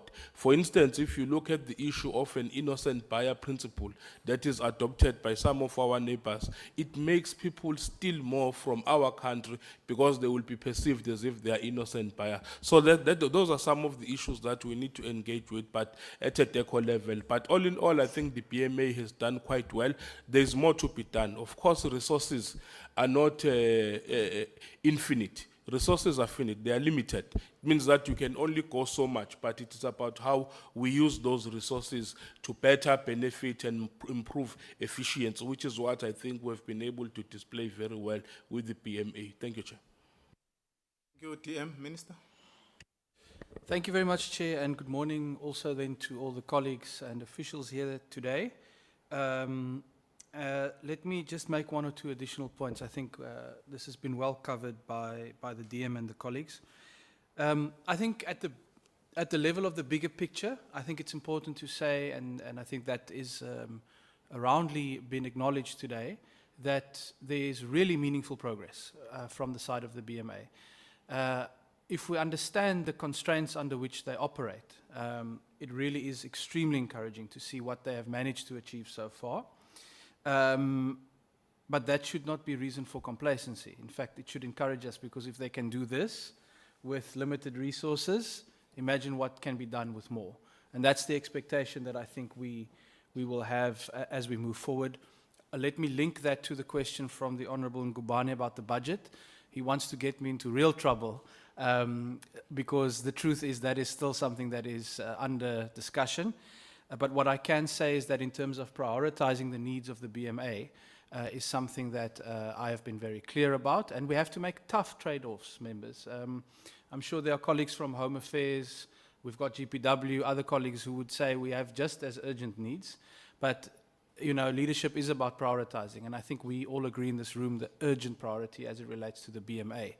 And I think that's the message that we've conveyed as we move forward. I have been speaking closely with the Commissioner about your question, Chair, relating to the priorities. And he has assured me that we're basically ready to go. As soon as there is an indication, the plan will be rolled out to make sure that we then address some of those shortcomings. But in many ways, Chair, I think it's a message of real progress, and then because you are progressing, there's higher expectations. And I think that's the challenge that the BMA is certainly capable of rising to as well. On 1 or 2 more specific issues, Chair, let me touch on the issue around the Civil Aviation Authority and the fact that the BMA came about later. I wonder if there's scope for the committee to perhaps engage with colleagues in transport, I guess it would be, because it's correct that they are following the processes now. But it would make sense from my point of view to see whether there's appetite to add the BMA as one of those law enforcement agencies that should have the capability that it needs. So I think that's a useful one for us to consider. On the deportation issue, I think it's not an either or. It really is both. So the law requires us to act.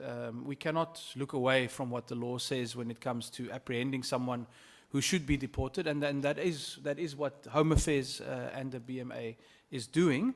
And in some ways, yes, of course, the costs associated with that are high, but I would submit what would be the cost if we don't do it.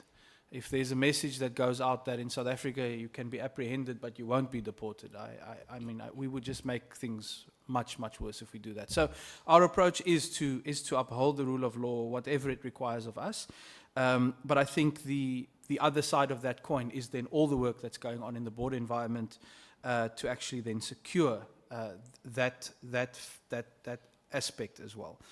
I want to just briefly touch on Lebombo. I think it's a very important lesson, case study for us, actually.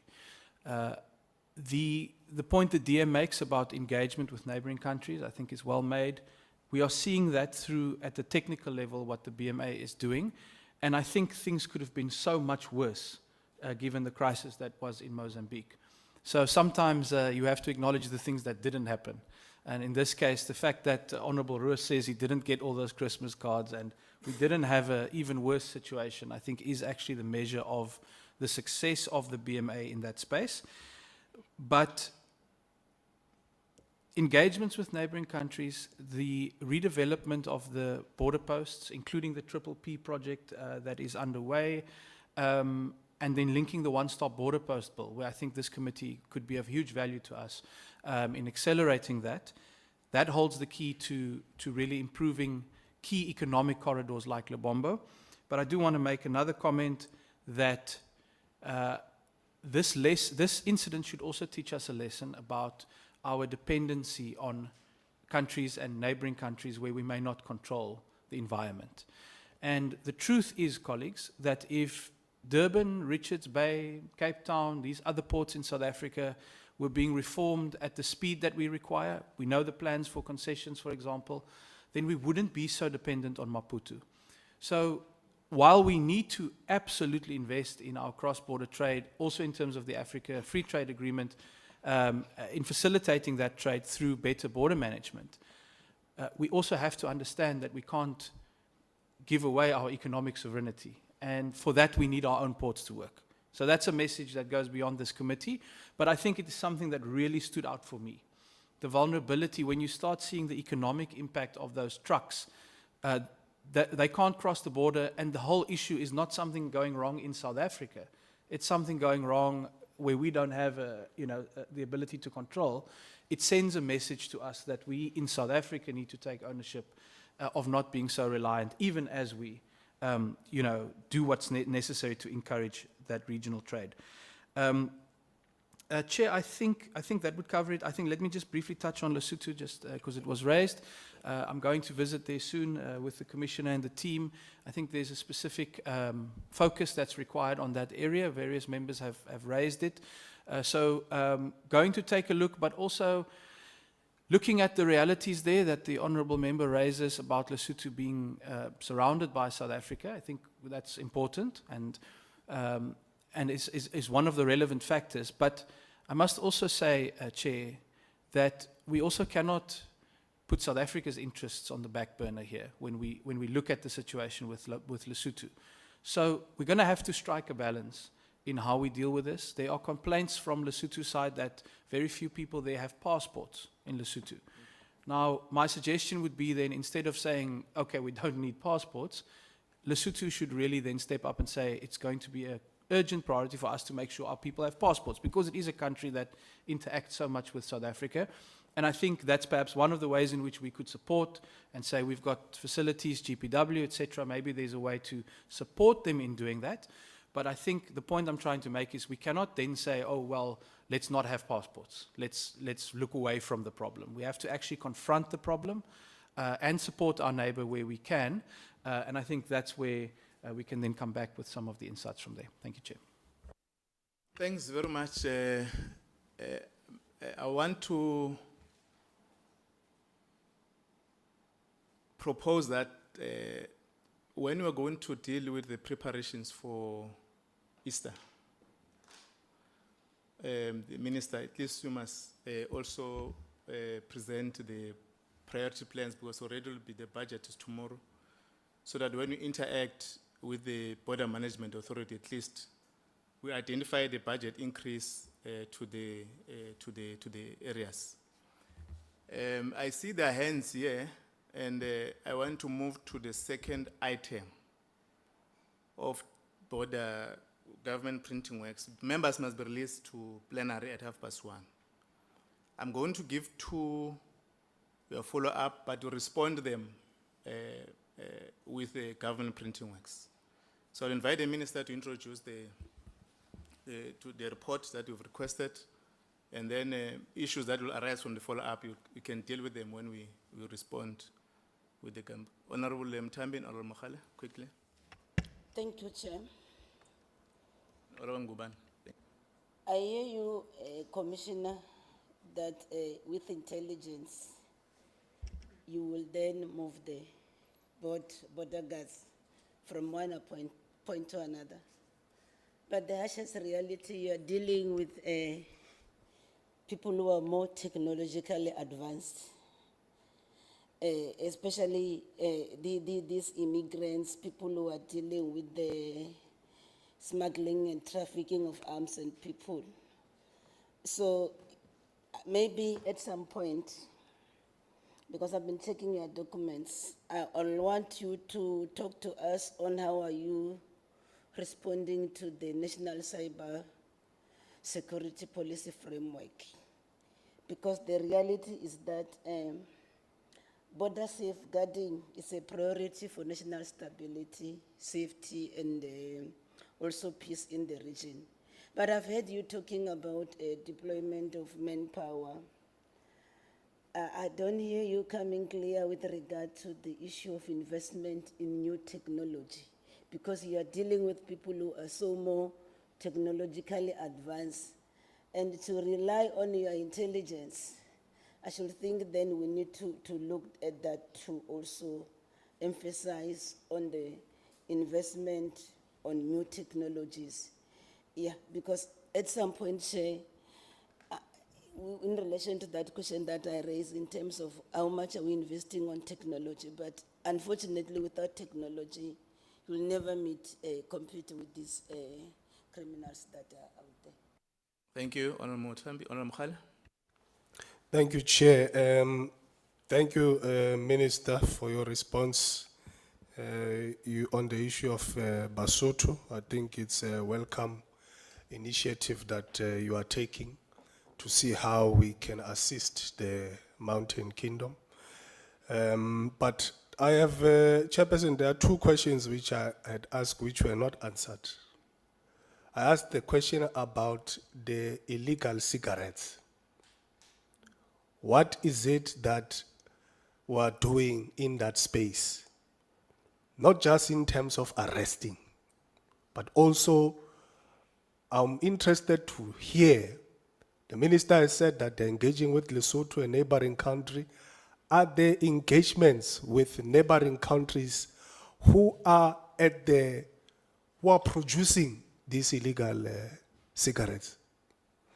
Also with the issue of the transport companies which are bringing in undocumented people. Who are those people? Who are those? Is it taxi associations? Is it bus companies? Is it airlines? Give us their names. Give us their names so that we know, or these are the people who are contributing to the problems. So that question that I'd asked was not answered. And then lastly, on the report, they identified that there was a point on 35 vehicle hits. So maybe if we can be provided with clarity, is that vehicles which were hijacked in the Republic and then were recovered at the border posts as they were about to exit the country? So if that clarity can be provided. So those are the only questions that I wanted to ask. Thank you, Honorable Makhale. Honorable Ngubane. Chair, similar to Honorable Mokhale, the question of the farmer was not answered. We were there, Chair. I don't know, we were not told stories, Inganegwan. We were shown, we were told stories that exist, and it was not answered of that challenge within the BMA. Because when we leave here with the questions not answered, it leaves some of more questions where you realize, are these people who are running BMA know their problems, or we know their problems more than they know themselves? Yeah. And then the second, Chair, to add to the minister with the engagement with the Lesotho.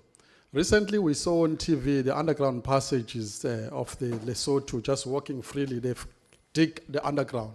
If you can add that on your engagement, Minister, because there is all those highly creative way of Lesotho to just get in and come out of the country willy-nilly. So if you can add that, the underground passage as well, because we saw it on TV and the BMA need to attend to that, Chair. Thank you. Thank you. I think you have taken those questions from Honorable Mtambi and Honorable Mohale and Honorable Ngubane. When you respond, when engaging government printing works, we request Commissioner and Minister to take a bite on it. Can we now invite Minister to give us a report on the government printing works oversight? We've already labored the reason why we've conducted oversight, or a decision committee have taken that Minister and DM must conduct oversight.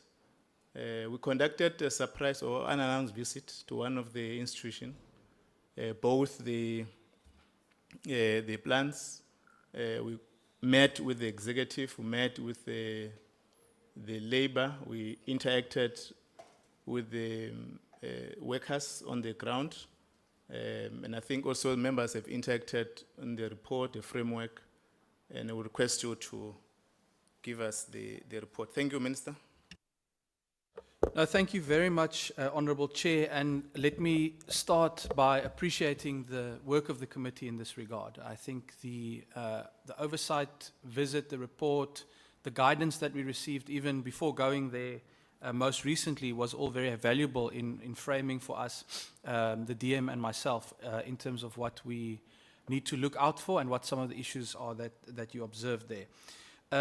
So, Chair, indeed, both DM and I then conducted an oversight visit to the facilities of Government Printing Works, very much like the committee's engagements with management, with employees there, with some of the unions, and then really, observing the whole premises from top to bottom. And what I want to say, Chair, is I think the committee's report, and let me thank the committee for also sharing it with us last week too. I think it really covers the issues in a way that wouldn't warrant repeating. I don't want to really go through all of the challenges that were observed because I don't see a fundamental difference. I think when you look at the building, I think the Bosman Street one, I mean, what is there to really argue about? Everyone, including GPW management, would agree that that is something that is not sustainable and actually fit for purpose. As well as many of the sort of issues that were raised by some of the union representatives, by management. I think we're quite au fait with those issues as it's captured in the report. What I would like to do is share with the committee the reflections on the way forward. I think that's really where the substance is. The CEO has prepared a detailed report to engage with what the committee has observed, with what the DM and I have observed. So I will leave it to her to really go into sort of some of the detailed aspects which the committee may want to explore more. But I really think my brief is to give the bigger picture on how we go from here. I want to say, Chair, there's an advantage to coming in as fresh eyes with any situation. And that is certainly, in my case, what has happened. But it has been great to then also have someone like Deputy Minister Nzuza, who gave us the best of both. Someone who's been around, like many members of this committee, then combining it with a new perspective. And I think that's helped us to sort of thrash out some of these issues. And in reflecting on GPW and the way forward, the first point or first observation I would like to submit is I don't think we should get into sort of personal back and forths. I think we need to look at systemic issues, principled issues on the way forward for this very important institution. And I say that because both from the report, from what the committee would have heard, as well as from the CEO's report today or presentation today, there will be a lot of these sort of nitty-gritty, specific, almost sometimes personal issues. And much more than I, the committee is aware of how many investigations have gone on into specifics over the years. And for me, it's been a matter of also really getting up to speed with all of those processes. So what I want to submit firstly is that I don't think we should repeat, those very specific allegations, things that have been investigated and closed over the last few years. I think we need a broader intervention, something bigger, a bigger perspective on GPW. And I want to say, by way of one example, speaking frankly here, when unions indicate, for example, that they opposed a particular appointment that was made 4 years ago, it's noted, it's important, it's a stakeholder sharing its view, but it's not a union that appoints. And so that's the kind of balanced approach that we must have as we interrogate the way forward for this institution. And at the same time, management obviously has the responsibility to build labor relations that are productive. So for me, Chair, having reflected on all of this, the real challenge we have here is culture, is organizational culture. And the CEO has raised it herself before. I think it's plain for everyone to see. When we depersonalize it and we look at this institution, we have to deal with culture and how different parts of the organization relate to one another. And that's the high-level perspective that I would submit is what we need to deal with. I want to then say that GPW in every sense is a business. It has the ability to be a thriving business. I think it's worth noting that it is not dependent on bailouts. It is certainly not in the condition of the post office, for example, which is referenced in your report. But it can be much more. It can actually be a really successful business, and therefore I think it requires more of a corporate perspective as we move forward. So what I would like to propose then, Chair, and I've looked closely at the recommendations. I think the majority of them will be touched on by the CEO in terms of the specifics, but I do want to linger on recommendation 8.7. I think the Ministerial Review Panel is a really valuable resource. The CEO will indicate progress on those recommendations, but I want to really support the committee's suggestion that we consider extending the scope of the MRP and take it bigger, take it broader, make it about, firstly, the culture issues, the organizational issues that we all understand. But then secondly, I want to say, I think it also needs an angle that will really take us in the kind of corporate business-focused direction we want to go. And so for that reason, I intend to take that recommendation forward very seriously. I think it's one that speaks directly to DM&I, and then revert to the committee once we've firmed up how we can do that. I want to conclude on a very, very important point. GPW finds itself in a whole new world. It finds itself in the world that newspapers have found themselves in over many years, where a very strong print model was disrupted by technology. And we all know what has happened to print newspaper, for example. But here's the point. News didn't disappear.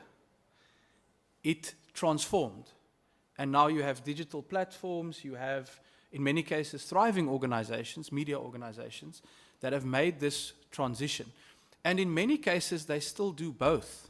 They still are printing, but they have augmented to a large extent through embracing digital offerings. And I think what we need to really challenge GPW to do, with the assistance of a, let's call it reconfigured panel to support that process, is to really give us the kind of strategic vision for how GPW will look 5 or 10 years from now. And it is very important, Chair, to say that this is not something that can happen because I say so or because even the committee says so. GPW's existence depends on this.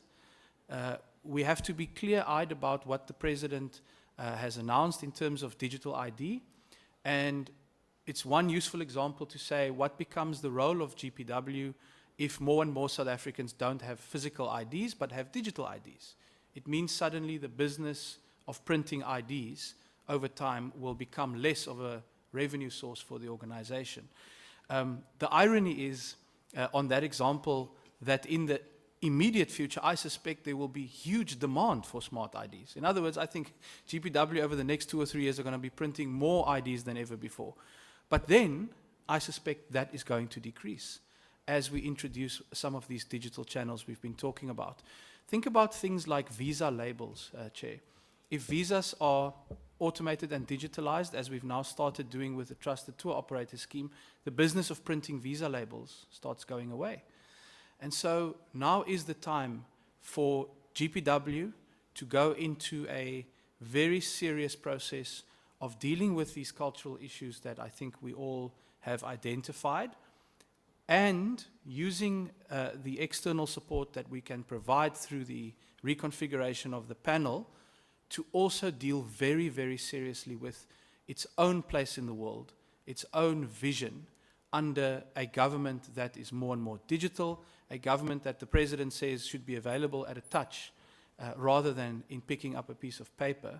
And it must bring for us then a perspective on how it wants to take that forward.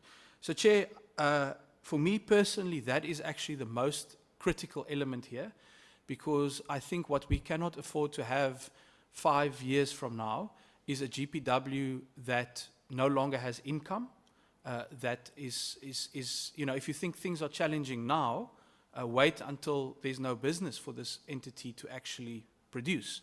So now is a critical moment to change the model, to transform the model in the same way we've seen with everyone else that was in the print business, and start introducing the digital channel, perhaps with a final comment of saying, also looking at expanding markets to places where there is still big demand for those physical products. But that's the conversation we should be having, Chair. I am not happy that we are having instead a conversation about cultural issues and about organizational issues when we should be having a strategic discussion. And it is for that reason that I will then revert to the committee with a way of executing the recommendation, which I think can very much be supported, to look into all of these issues. Thank you very much. Diem, I don't know if you want to add anything. Otherwise, Chair, I'm in your hands for the presentation. Thanks. No, thanks, Minister. I see you have got into the word reconfiguration. The dominant. I wanted to make it difficult for you so that you understand where is the position of the committee. We've been interacting with government printing works, the executive unions and staff. We have conducted oversight, and for the past now we're at least clear on what we are interacting with at the government printing works. So, and we thought you will present the report with detailed planning on how issues that are arising from that institution are going to be resolved. And I want to assume that your observations and the government printing works observations are not contradicting.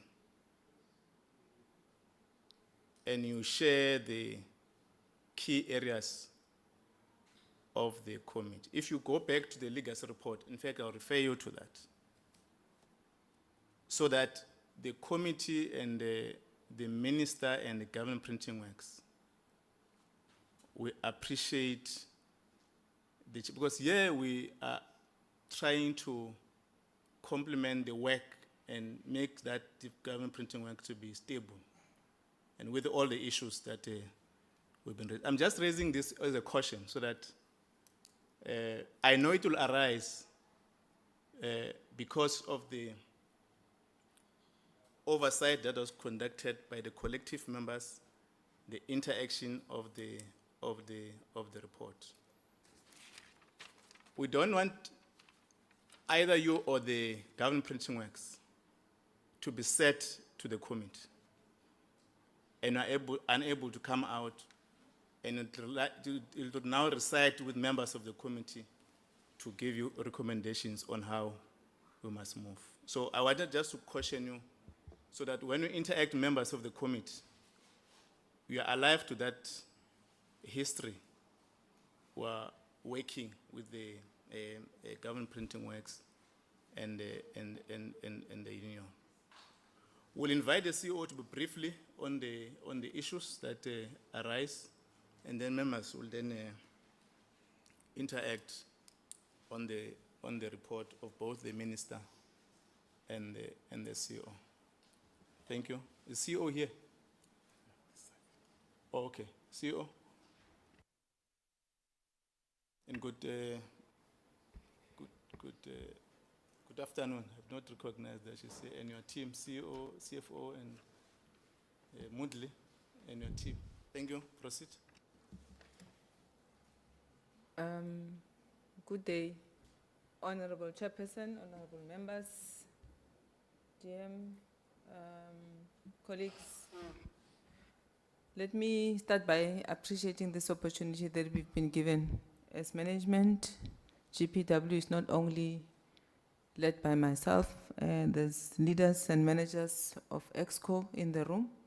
I've got Mr. Ian van der Merwe, the CFO of Government Printing Works, Ms. Laura Moki, the General Manager Corporate Services, Mr. Kuben Mudli, General Manager Manufacturing and Engineering, Mr. Sihle Ngubani, General Manager Operations Management, and the CIO, Mr.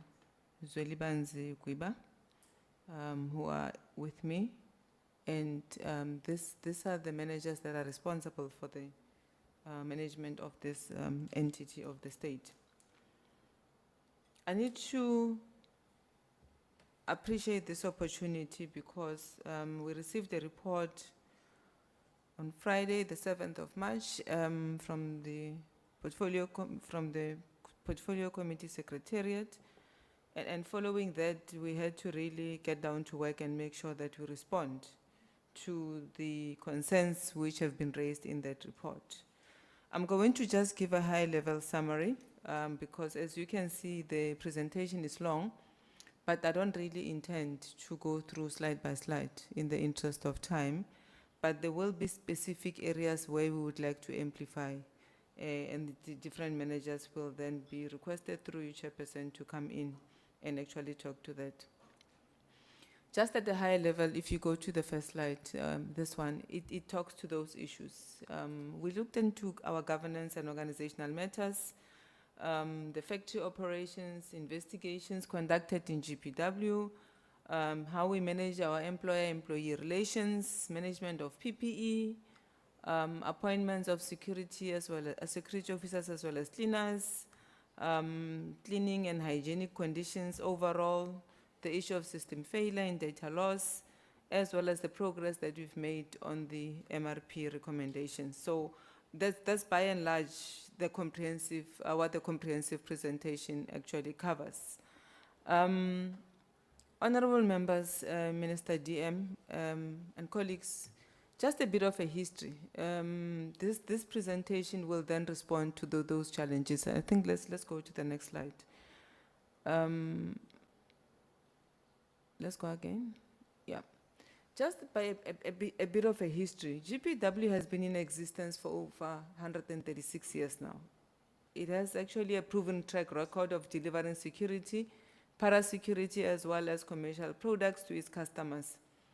It is an entity that had been functioning within the public service, but it actually operates on business principles, like the minister correctly pointed out. So we don't have any benchmark in the public service. We benchmark ourselves against entities that are located within the private sector, that are within the ambit of the Printing SA realm.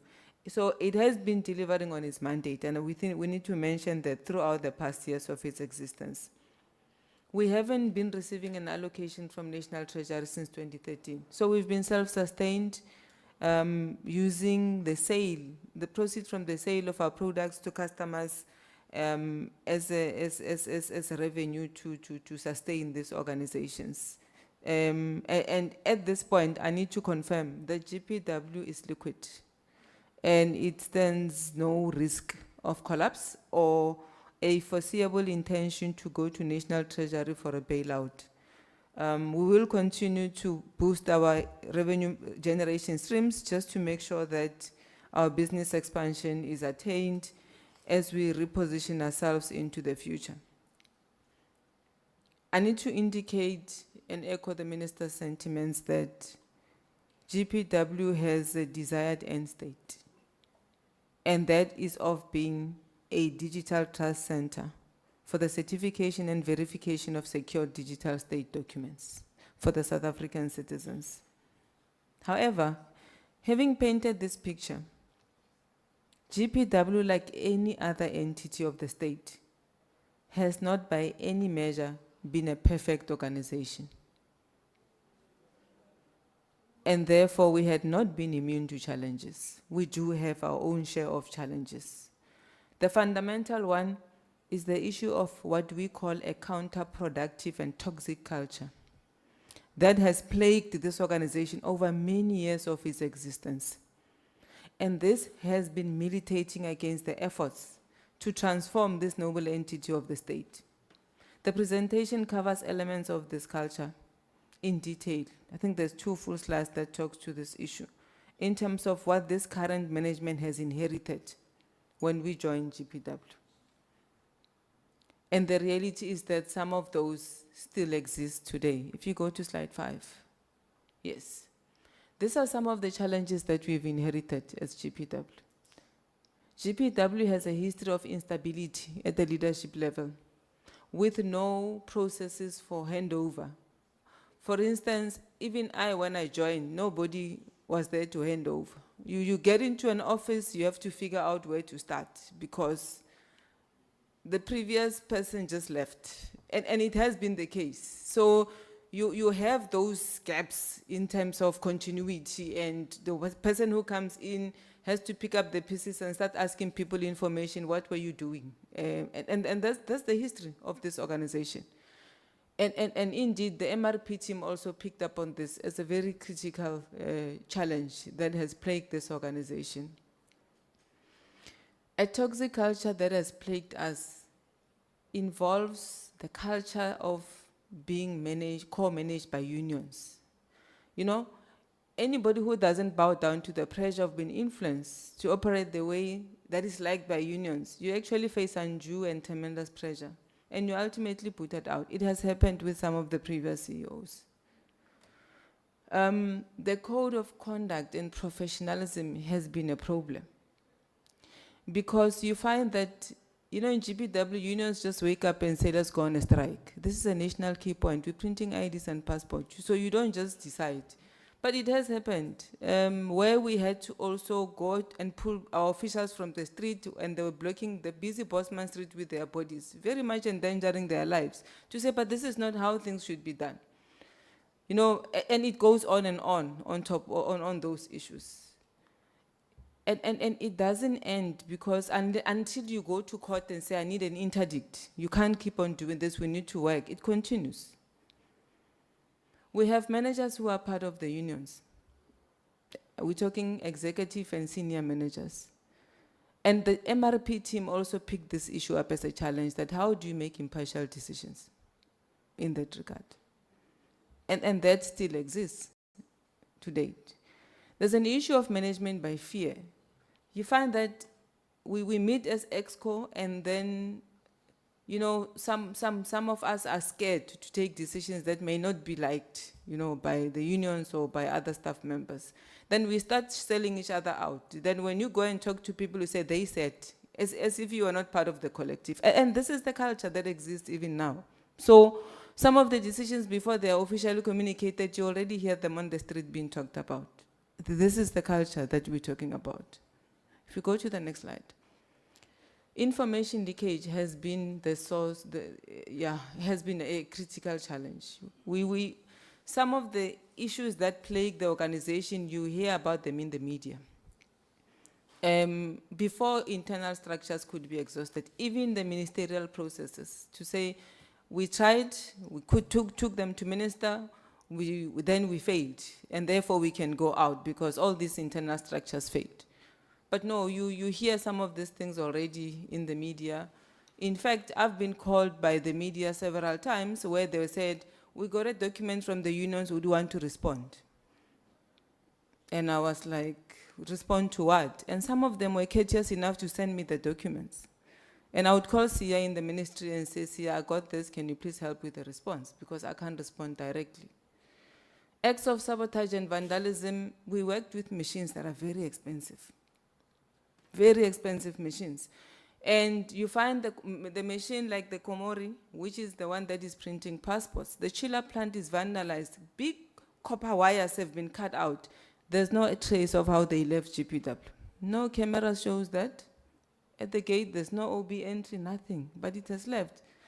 The conceptor, the steel bars are taken out, it's completely vandalized. Mr. Moodley will then send me pictures. When we go and check, the cameras were not working on that day. So we have incidents. I mean, we previously had an incident of, and I think this matter was brought before this portfolio committee of in the 6th administration. We had planned to fill the GM's position, some of whom are sitting in the platform. Before the minister could do the shortlisting, big ACT liver files, about 4 or 5, disappeared from GPW to date. Nobody knows who took them. The Hawks came, they investigated, nothing, to no avail. So we've been plagued by these issues, and the reality is that at some point we need to arrest this culture and say, is it because it's about a person? If it's about a CEO, if it's about executive management, indeed what Minister is saying is correct. The unions don't appoint people, but in GPW it has happened that they do have an influence of who gets to be appointed and into which positions, which is another problem that we've had. So these are some of the issues that needs to be exposed, and we brought these issues. If you go to the next slide, some of these issues were brought to the 6th administration. And the reality is that it prompted some of the actions by the previous administration to come and actually see. The previous minister actually approached the president to say, I've never seen an entity where Alisho kneeling and under. Like every day there's a story. You can't sleep and then the following day there's no story to tell in GPW. And that's why the MRP team had to come to the fore and say, what is actually going on? And you know, we didn't throw our hands in the air as this management team and said, well, we are toxic and there's nothing we can do. This collective that I'm sitting with here today is trying its best. It's not a perfect team. We are not a perfect team. No one is perfect, but they are trying its best. And these are some of the actions that they've put in place. We sat together and we acknowledged that, yes, we are actually in a rigmarole of a very toxic culture. What is it that we should do? And then we asked for a culture survey, which has already been done. And GM Corporate Services here, when she came, she also had her own culture shock. And we said, no, anyway, whilst you're still shocked, here's the results of the culture survey, help us implement it.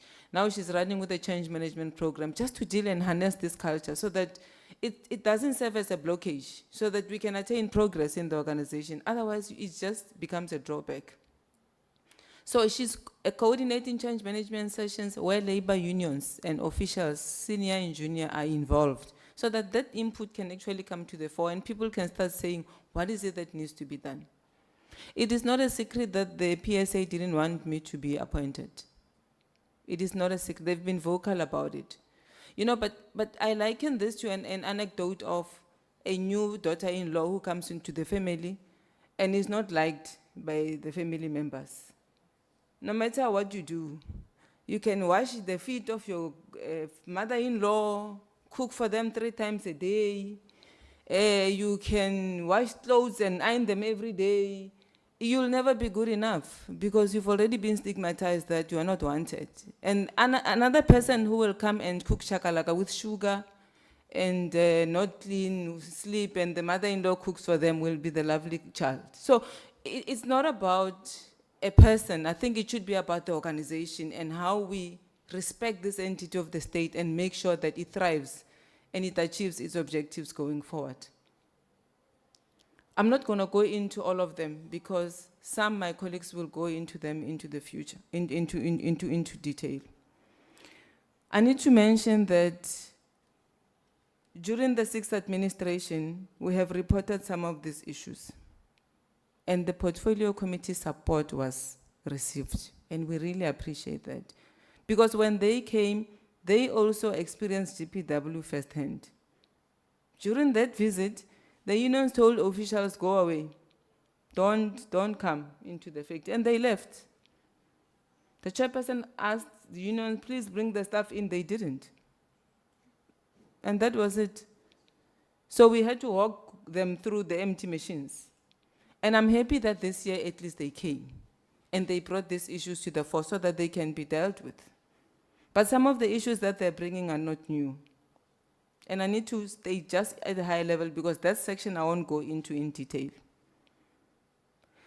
Some of the falsified and unsubstantiated allegations were made about GPW, proven by the outcome of external investigators in the 6th administration, as we indicated in the submission, are rehashed and reported afresh as if they were new, just to prompt another investigation. See, this also links up to that very counterproductive culture. If there are new things that come to the fore, by all means, they must be entertained and investigated. But recycling the same old issues with a hope that maybe the recommendations will change or whatever different will come out of it, I'm not sure how it helps us going forward. For instance, the allegations about the CEO qualifications, maladministration, and corruption was investigated by the Public Service Commission. That report was given to the Minister of Home Affairs, and the recommendations were implemented. Allegations of harassment, assault, and misuse of power by the CEO was investigated twice. One by Labor Relations in 2018, secondly by a team of attorneys who wrote to the Minister of Home Affairs directly complaining about this issue, and the second report was issued. In both those investigations, the allegations were dismissed. It's being brought again today here in 2025. The issue of procurement irregularities by the CEO at the Bela session in 2019, the Public Service Commission investigated that, the report was issued, the recommendations were implemented. Appointment of security officers and cleaners, same. It was investigated before implementation of the recommendations, except that on the cleaners issue, we are still at the Labour Court.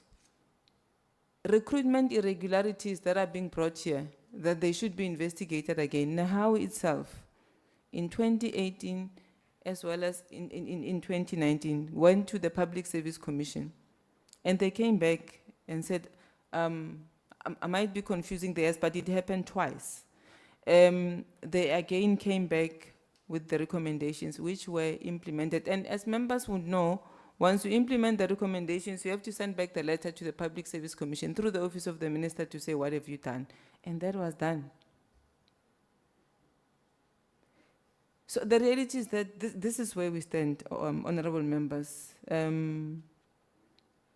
The issue of theft of Umalusi certificates, we investigated it at the same time with the theft of the CVs. The Hawks came, they investigated the CVs. Umalusi certificate, we recently dismissed an official who was responsible for the theft of state security documents in Home Affairs, in GPW. The security breach and theft of corrugated iron has been investigated and it was found to be baseless. It's been brought here again. In addition, the issue of system failure and data loss was also a subject of MRP, and the recommendations are being implemented. I'm trying to say this is what we should be bogged down with as we move along, instead of really focusing on the real issues.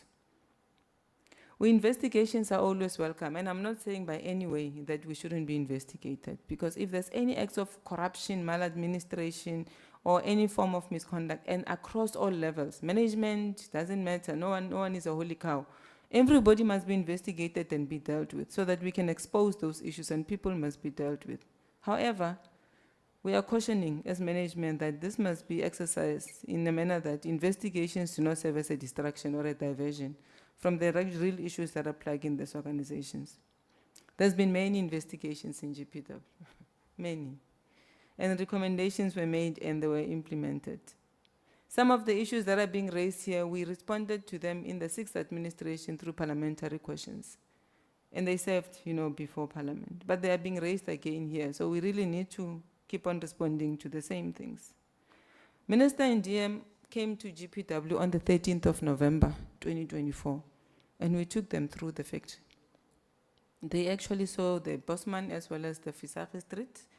Minister saw the Fisari Street, DM and Bosman, and Minister saw the Bosman Street. And we showed them the machines that are on the floor. We allowed Minister and DM to freely engage with the staff so that should there be any challenges, they should be able to say this is where the problem is.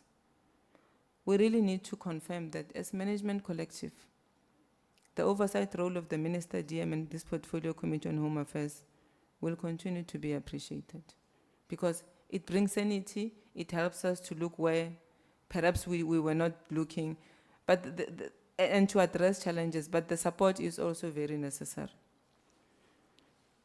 At a high level, I need to indicate that the engagement, management of employee-employee relations is something that I need to acknowledge before this committee. As indicated in the presentation, there are various platforms that we have to engage with labor unions. And this will continue to exist to ensure that all those matters of mutual interest are dealt with. And that should be done jointly between labor unions and management. However, you need to introspect and acknowledge as a person, as a manager, as a leader, that the fact that we are sitting here today, maybe there's some inadequacies that needs to be dealt with. And perhaps as this management collective, we need to go back and introspect to say, maybe there's something that we need to do more than what we've been doing. And we have actually introduced relationship building by objectives, just to make sure that we engage labor unions some more. Maybe this is where this management team has not been doing enough. So we need to go back and then say, let us come to the table. And Mamoki, as I say this, you would know, sometimes we walk into the room and they walk out. But I guess if you have children like those in the family, you need to make sure that you accommodate them, irrespective. And make sure that you bring them to the table and then they can be able to engage for the benefit of the organization. And I think that's the spirit of leadership that we want to build. But we also need to discourage wild accusations that are unsubstantiated that continue to happen. And I guess in our platforms, we'll be able to say, if there's evidence, bring it to the fore. If it doesn't exist, then I don't think we should continue to strain relationships further. There has been a lot of ill discipline in GPW. And I guess discipline management has been frowned at by certain labor union members. And these are the members that continue to do all these shenanigans that we're talking about. We need to actually emphasize that management will take decisive action and disciplinary action against any acts of misconduct. It doesn't matter the level. Everybody who does anything that's wrong must be subjected to that. And this includes from senior executive and anyone in the organization to avoid this organization being plunged into a state of anarchy.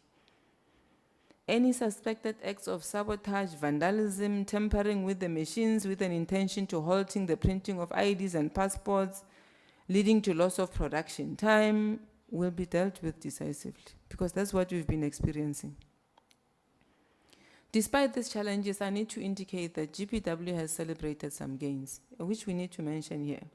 We've managed to expand the footprint into SADC and other African countries. So we are printing for Namibia, for Eswatini. We've recently also gained Lesotho. We've done their voter registration forms, and we're hoping to do their ballot papers as well. And we are actually engaging some more so that we can bring some business. And this is the fruits and the efforts of the leadership collective that is on the floor. As a printing company, as I indicated that we're not perfect, we've been in existence for the past 136 years. Machines have not been procured, have been procured over time. Some are actually 40, 50, 30, 20 years on the floor. And the reality is that some of these machines are out of warranty and out of sale, and therefore declared obsolete and will not be replaced. Mr. Moodley will talk to the asset recapitalization plan that aims to dispose these machines and have been on the floor for more than those years, and we can't drive any form of digitalization with them going into the future. And it's a fact that new machines need to be brought so that we can embrace digital products and strengthen our competitive edge and ensure sustainability of GPW. So we've revised our procurement plan. So we won't be replacing some of those machines, but instead buying new ones to make sure that we embrace digitalization. A presentation by Mr. Moodley will just amplify some of these things, and he will just go at a high level to amplify all the challenges that have been mentioned with the machines from the shop floor. MRP, Ministerial Review Panel, we have actually implemented 87% of the recommendations. And I guess Ms. Moki will talk to that and indicate the plans that we have, short, medium, and long term, to make sure that we deal with the remaining ones, as well as the recommendations. PPE, we've appointed a service provider. Myself and GM Corporate, I think, if not early this month, late last month, we met with the service provider. And we indicated exactly what is required for GPW to be able to be provided with PPE. And this service provider has been appointed over 3 years. The service provider has already started with two things. One, replacing the old and worn out PPE items and issuing new ones. We've got a policy as well as the guidelines that are helping us. Because, you know, when you deal with staff, you need to also have proper guidelines to say, how do you replenish? After how many years do you come and take boots, the earplugs, the uniform? Otherwise, we find our grannies going to pension offices there with our t-shirts and some of our boots. And that's not what we want. So it's important that you regulate these things and you make sure that state doesn't lose money from PPE items that are actually given to anyone else. And people are held accountable for the loss of such PPE. So the policy serves to achieve that. I need to indicate that we've had a myriad of challenges in ICT. Over 136 years, we've had dilapidated infrastructure, outdated systems. You know, this is a risk that we don't want to tolerate anymore. And I think we've learned our lessons, tough lessons through the system collapse.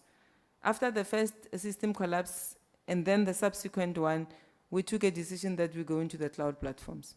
It is not sustainable to keep on investing on-prem when you can see that your risks are high and they keep, you know, I mean, we after the first data loss, we amassed all the effort. We recaptured the data, we saved it, we made sure that some of it is in different platforms. That very same environment collapsed. That's when we realized that now we actually are playing. Let us go to the cloud. And the CIO has been very adamant that we need to go into the cloud. And to date, we've got the e-submission, we've got e-contract management, we've got e-invoice tracking. We've actually moved the corporate environment into the cloud, and that has actually helped us to stabilize. Otherwise, we will still be coming here to talk about data loss and system failures. We're not saying the current systems are not failing. We still have them, and that's why we are on a tech refresh and updating our system so that at least we can get out of that risk once and for all. In fact, just to bring it to the attention of the honorable members, SSA came and did an assessment of our ICT environment. They found that our firewall was so porous. The ICT security was so weak that we had super users who were accessing our system at night between 6 p.m. and 6 a.m. And when our users wanted to get into the system, they were kicked out by this person who was using a code. And which is why the CIO took a decision to help us to say, anybody must be accounted for. And then we cordoned off our firewalls and made sure that we strengthen security. So these are some of the issues that are painful lessons for us, but we had to say, what is it that we should do to leverage on technology to help us to get out of this? We are moving officials into the new headquarters building. Bosman office, it's a spookhaze. When I joined GPW, that's what my family, my kids called it. When I showed them my work here, they were like, "Joe, Mama, you work in a spookhaze." Because this is how it looks. We can't run away from that fact. That is why we thought, let us move our officials out of this building. From the beginning of April, we are going to gradually move officials out of that building into the new headquarters building through the assistance of the DBSA. Last week, we did a walkabout. The offices are looking much great. And we will actually open them officially But we will gradually move into the building until everyone else has been moved into a building. Then I guess Public Works can decide to declare it a monument or something because the gallows and other stuff are in that building. So it will be up to them to decide what they do with it. But the Bosman office, honorable members, we can't fix it because GIAMA basically militates against our intention to do so. It's a responsibility of Public Works. We can only do what is feasibly possible. We were inspected by Department of Labor more than twice, and we've mentioned this issue that we can only do that which is feasible. And because we're moving, we can't be spending a lot on that building. And we're hoping that that is well understood. So I need to say that as we present this today to the committee, our challenges persist, but the management stands ready to tackle them. Therefore, the journey still lies ahead for management to turn around this entity. We still are far from the end of the journey. Hence the change management initiatives that we put in place to deal with the culture issues. GPW labor unions are a critical stakeholder in GPW and they are recognized as such, and they will not be ignored. But we're going to invite them to form part of our session so that they can contribute and their input can actually be incorporated in our implementation plans. I need to indicate that this meeting happens during a very interesting time where GPW needs to turn around its operations. It's a critical stage of reimagining our future and strategically repositioning ourselves into a digital trust center for digital IDs and e-passports. And this is in line with the ministerial strategic position. And this includes us being able to verify and authenticate secure digital products for South African citizens to enable efficient and effective delivery of services by the state. We're going to be collaborating with the South African Reserve Bank, Home Affairs, SARS, and the BMA to make sure that when they get to those e-gates, the documents that would have been produced in the value chain verified by GPW, they are able to stand the test of time.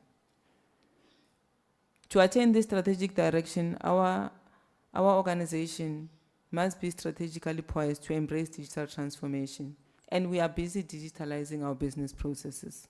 It is therefore of paramount importance for this management team to focus its energies and efforts into this journey so that we can turn it around and sustain our operations because we're generating our own revenue. But for GPW to attain this, honorable members, Minister and DM, we need the support. We do need the support of the Minister, the DM, the Portfolio Committee on Home Affairs, so that we can attain our objectives.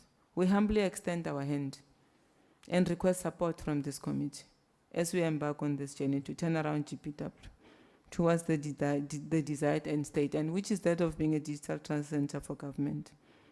Honorable Chair, I've covered a lot. I think what I'm going to request through you is for just especially General Manager, Manufacturing and Engineering, to cover the critical issues which were raised by the employees on the factory floor and just amplify that which I haven't covered, because I think I've covered a lot through you. And perhaps the General Manager Corporate Services to touch on the MRP issues, because it was one of the issues that the committee said that they haven't seen much progress in, and then we can move towards closure. Through you, Chairperson, I thank you. I like how you say we can move towards closure. Sorry, through you humbly, so towards our own presentation. We can close the part of our No, you can- presentation, not the meeting, Chair. My humble apologies if I came out. The meeting, CEO. It's No, not no, a matter. I can't. I don't want members to ask you, so. Briefly, Mr. Modley? Thank you, Honorable Chair and members. As the CEO has pointed out, from a manufacturing point of view and a production point of view, and as Honorable Minister said as well, we find ourselves in a very difficult position, 137 years or so of printing, but we find ourselves now on a precipice of change, massive change in the industry. So when you look at some of those equipment and some of the comments and some of the observations made on equipment, I want to first give the committee chair, yourself and the committee, assurance that we do not have a wholesale dilapidation of equipment and production equipment. We have about 174 pieces. I've submitted in the report some of the details of it. About 174 pieces of equipment, of which we know 11 that are obsolete and dilapidated and that won't necessarily be replaced. And I think that's where the change comes in. Because the nature of the equipment we are referring to, some of them are for the commercial printing, which is stationary, which you would understand is moving very rapidly in terms of digital transformation. We have security printing, which is a bit more stable because we've got a longer term of change of those products because of its need in the country, face value documents. And then we got the high security printing, which is very much stable at this point and can change, but we have a bit of a longer run up before we decide to make those changes. A lot of the questions and the queries that have come out relate to commercial printing and stationary printing. And the GPW's recapitalization program since 2012 focused first on the high security, which is passports and IDs, in order to stabilize some of the objectives that the ministry had, that the country had, to ensure that we have smart IDs, we have a passport that's issued to all citizens that apply for it, and thereafter moved to certification, bringing certification out of the private sector and into the government printing works, very long work in terms of equipment and making sure we capacitated. And then the next examinations included. And the next portion of that recapitalization, or the last portion, was commercial printing. And the pandemic found us in that realm of change of commercial printing. We had one dependency that was very important, and that was infrastructure. So all of the comments and all of the observations made, we cannot disagree with it. We agree with those observations. What we are saying, and what I have to bring to the committee, is to say that we cannot wholesale replace equipment without view of where the future of that stationery is going. The equipment is not cheap.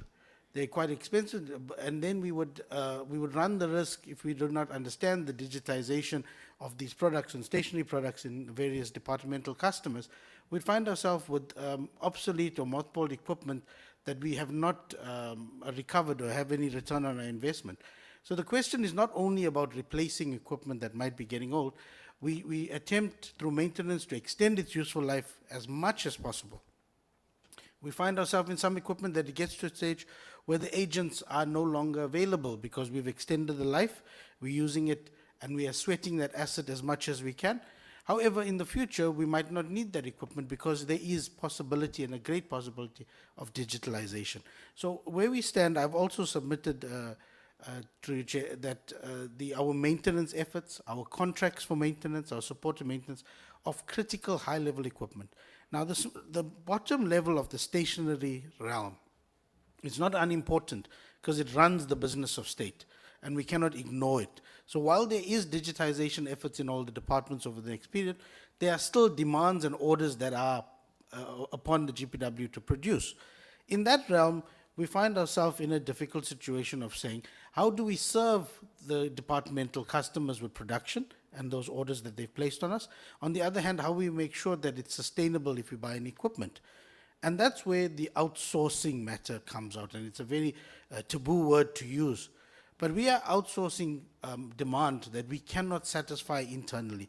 We are not outsourcing demand or orders that we are inefficient producing, or that we have staff lying idle when it comes to those items.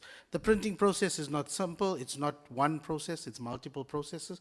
So if you're going to engage on printing, you should be able to follow through right to the end. And if we cannot assure a customer like the South African Police Service that we're going to be able to produce that order all the way through in our demand cycles, it'll be irresponsible for us to take that on and keep those orders very, very long.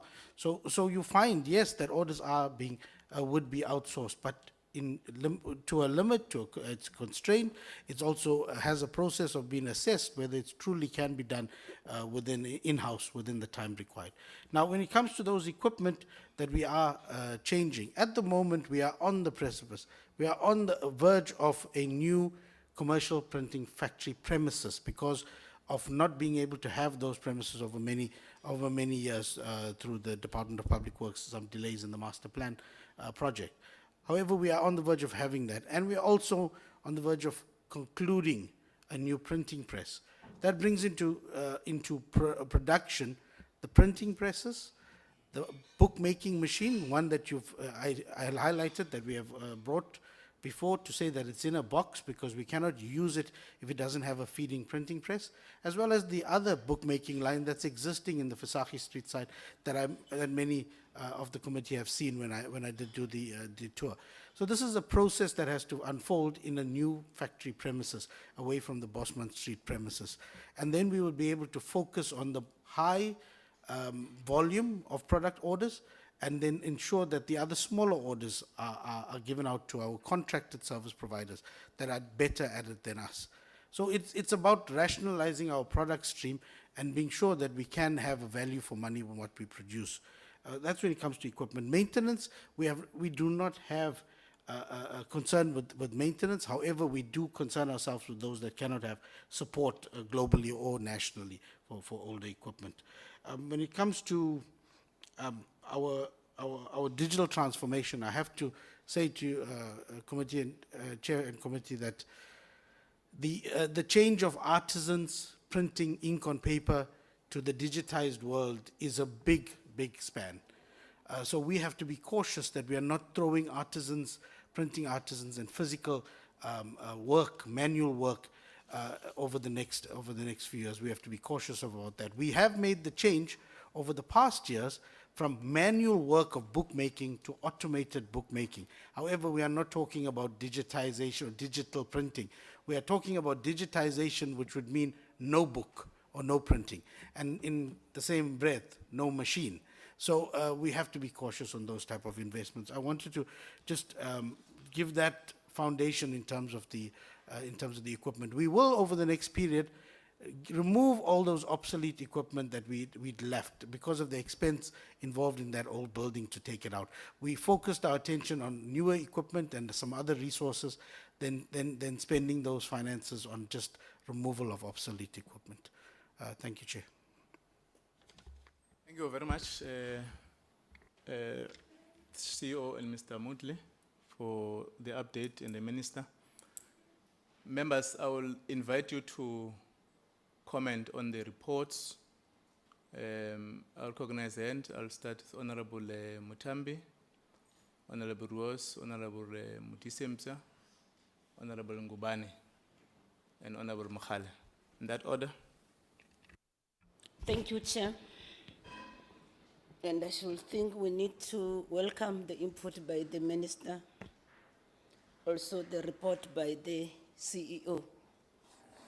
I think the Minister has raised a very critical issue that needs to be attended to, the issue around organizational culture. Also then, organizational culture, because it's linked with resistance to change, the issues of change management.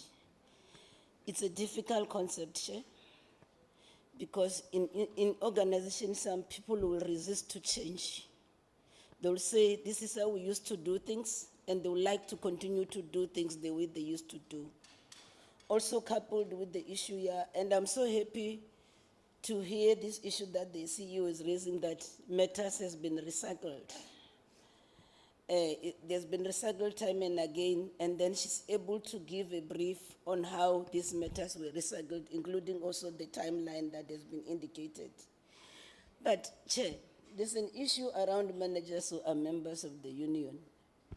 And how do you balance it in terms with the right provided in Section 23 of the Constitution, the right to join?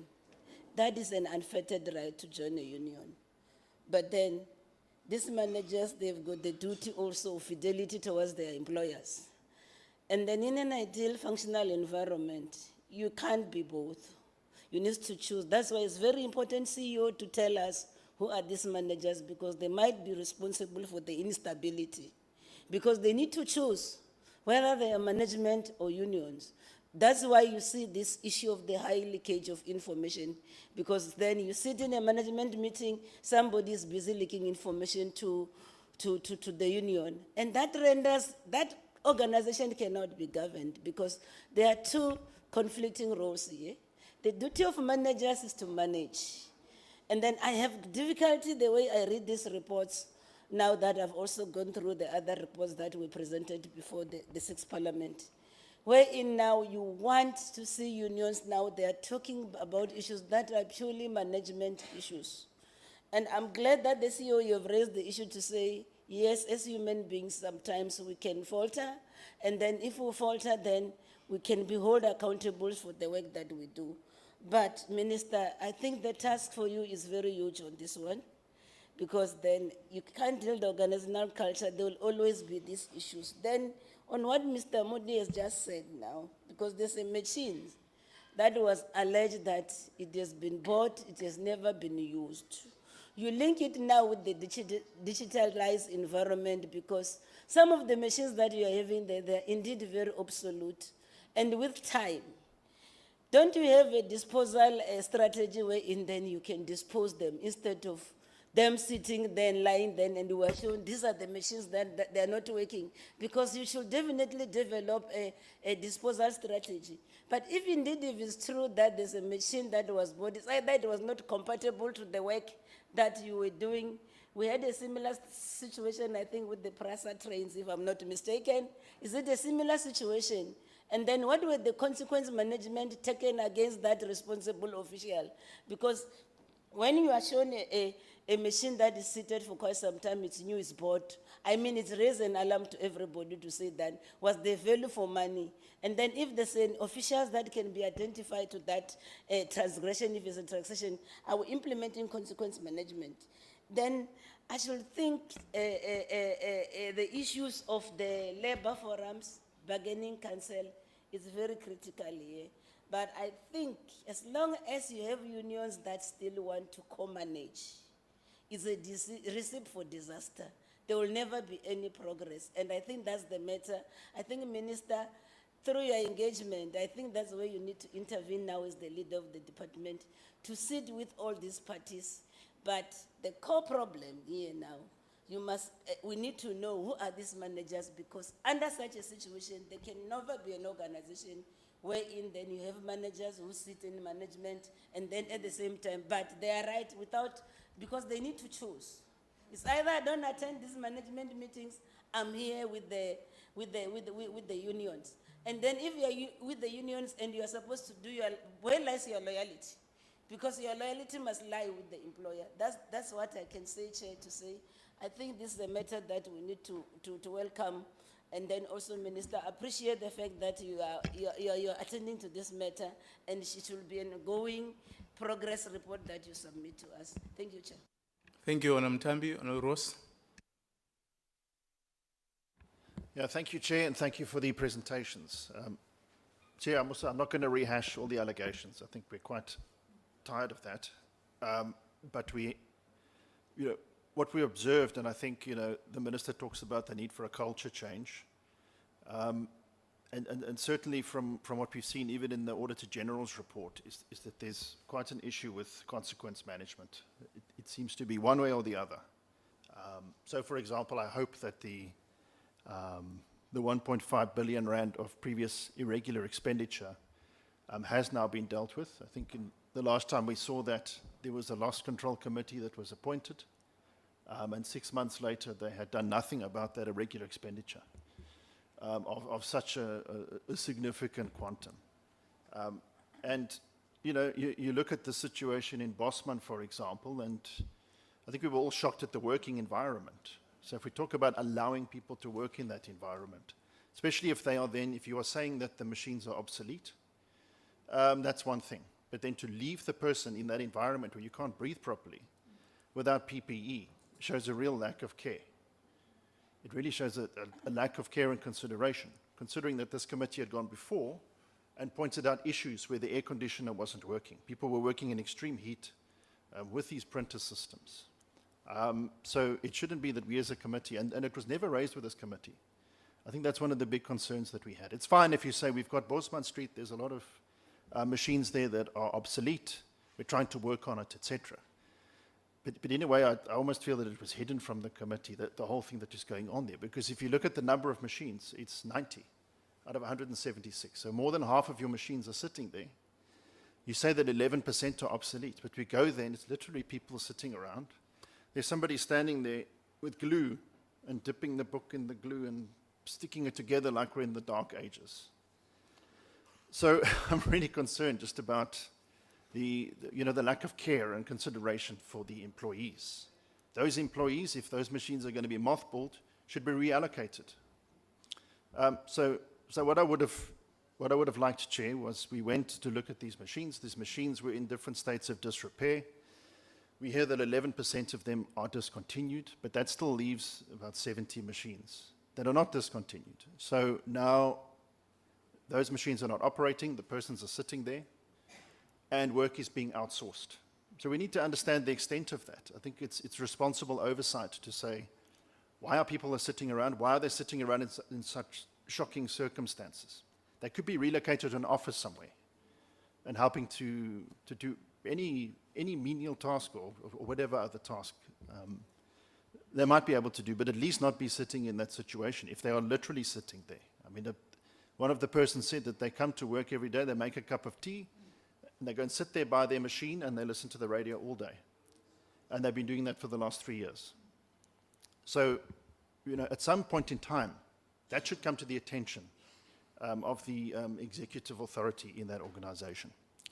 So, I think we need to understand better in terms of this reallocation. If we're saying that, I don't understand how the entity makes a profit, so we return a 10% profit, but then we don't have the funds to refurbish the machines. It doesn't make sense to me. You're returning your profit to the fiscus. It's not something that you keep and you reinvest. You return it to the fiscus. So why not take that money and refurbish the machines, even if it's expensive? Or if they're obsolete, then you have a program for replacement, for example. So it doesn't appear that basic management, so number one, caring about your employees and their working conditions, and number two, basic management things of saying, what is my return on investment on these machines? It's all very well. If you make a strategic decision to say, I'm outsourcing, I'm going to outsource, because we were told the whole of the last 5 years that there's going to be a security printer bill, and the GPW wants the whole of government to print everything inside. So, what we saw there is not congruent with that. If you're now outsourcing more and more, that's fine, but then do that, and then tell us that you're supporting SMMEs, you're going to allow printers to do that, and that's fine. And then we say that's a working model. But, Chair, we still don't have that situation where we say, what are the machines? What is the cost to repair them? What of that work is being outsourced, and what is the model here so that we can make some recommendations? So I'm quite excited to hear about extending the scope of the MRP. I think it is important. But again, if we talk about that organizational culture, I think the number one thing there is just to actually look at the working conditions of people and do something about it. Thank you, Chair. Thank you, Honorable Disemsa. Thank you very much, Chair. Firstly, I would want to make a comment on the Minister's opening remarks that he would have made. I think you made mention that looking at the conditions of government printing works in the near future, we may lose business. And maybe it's high time also we looked into other government departments and see if we cannot extend the scope of GPW. For an example, the Department of Transport. I've seen recently on the media that they are also having challenges finding a reputable service provider to print driving licenses. So I think it's an avenue that probably in the near future you can look at. Chair, when the CEO was making a presentation earlier, I wasn't sure whether is she a complainant here in the committee or what was the issue. Because we don't have the business here of understanding issues about entering a new home, mother-in-laws and whatnot. We are not here for. We are not going to do oversight on that. And I want to put it bluntly that she really came here wanting to play a victim. She lacks accountability. She raises issues that are facing the entity where she's been in charge for at least more than 3 or 4 years, if not 5 years now. And she has been entrusted with the responsibility to turn around the state or the conditions of that entity. But she comes in and wants to tell us that she has actually inherited issues you lack leadership. I think I want to put it as Honorable Rose is saying. You cannot come and say, I've inherited issues, therefore, we will live with the conditions as they are. There's nothing that I can do. Then it means you are the wrong person to be appointed in that position. You make mention about leadership that is also part of the union's leadership that is unable to provide solutions, or leadership that is unable to attend management meetings. What have you done with the situation? Do you sit then and say, okay, we are having union challenges, therefore we will fold our arms in the offices and our lucrative salaries for that matter, and allow the situation to continue? Like, you are not providing solutions. These are the challenges that we are faced with, and these are the interventions that we have made, or this is the leadership decisions that I've taken so that we can change the conditions of the organization. You make mention again that you are going to move the officials, and in my understanding, the officials is the top management, from a building that the conditions are not proper to work with. You move yourselves as the management, but you leave the workforce behind. So you are saying the building is correct for the workforce to work under, but you are too important, yourself and your management, to move into a building where the conditions are so much better. And you want us to accept that. I think that's not acceptable, CEO. That is totally wrong. And as Honorable Rose is putting it to you, you lack care for the members or the workforce that is working in those conditions. You call it a spook house. You and your children call it a spook house.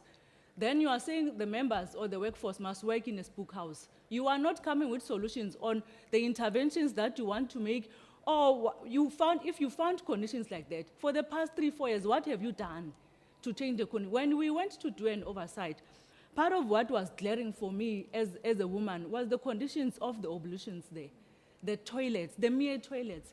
You want to tell me that in your entire years, you never cared that the women who are utilizing that facility, who are working there, on a daily basis have to spend 8 hours of their time using those kind of toilets, and you don't care. You make no mention of it, that these are the conditions of the building, this is the budget, or these are the plans that we have to make changes or to improve the conditions there. You are also here seated complaining, like the workforce we went there when we were doing an oversight, we're complaining. And let me tell you lastly, they have no confidence on you yourself. They believe that you are also colluding with those that are working against the organization. And seated here and listening to you, I should believe that you went there, you found situations, and you have decided to take sides. You are also colluding with those that are doing wrong. You are part of a problem yourself, CEO. You are not providing direction or leadership at all. Chair, I would also want to get to the slide. On slide number 13.3, I think it's the second sentence there, it says that it would not be possible to avoid outsourcing in its entirety as the GPW. Making mention of the machines that we've seen there, new machines, or old machines that were not maintained, old machines that are seated there with the staff that goes there every day, but they don't do work, but they get remunerated on a daily basis. And the CEO says to us, it is going to be impossible to avoid outsourcing. So are you saying you do not have any plans in making sure that you build internal capacity of the GPW so that it can then be productive? And you are saying we must accept that we are going to live with the fact that outsourcing would and we know what happens with outsourcing. Right there with outsourcing, it's where corruption happens. It's where you are able to appoint service providers, where you are able to negotiate what goes into the entity and what comes to your pockets or the pockets of the people there. So there, with the outsourcing, lies a problem. In slide 13 again on point 4, there are 3 categories that are mentioned there with regards to the machines. Those that are in use, those that are out of use, and those that are in a box. probably have all seen the impact, or we may imagine the impact that these machines has on the productivity of the entity. Tell us yourself, with your assessment or analysis that you have made with regards to the functioning of the organization, what impact has that had? And what are the solutions you are having? I think some of the members have attempted to also give you some suggestions on what you should do. You have managed to produce passports and IDs thus far within, and I think you have performed as expected, despite the challenges and the capacity constraints that you have made mention and what we have seen ourselves. Tell us, how have you managed to do that? You coming here as a CEO and having had mentioned all those complaints to ourselves, painting that glaring picture that we ourselves also have experienced when we went on the ground. How have you managed to then perform in a manner that you have performed and be able to continue generate a revenue for yourself and for the entity? Thank you very much, Chair. Thank you, Honorable Simza. Honorable Mukhale.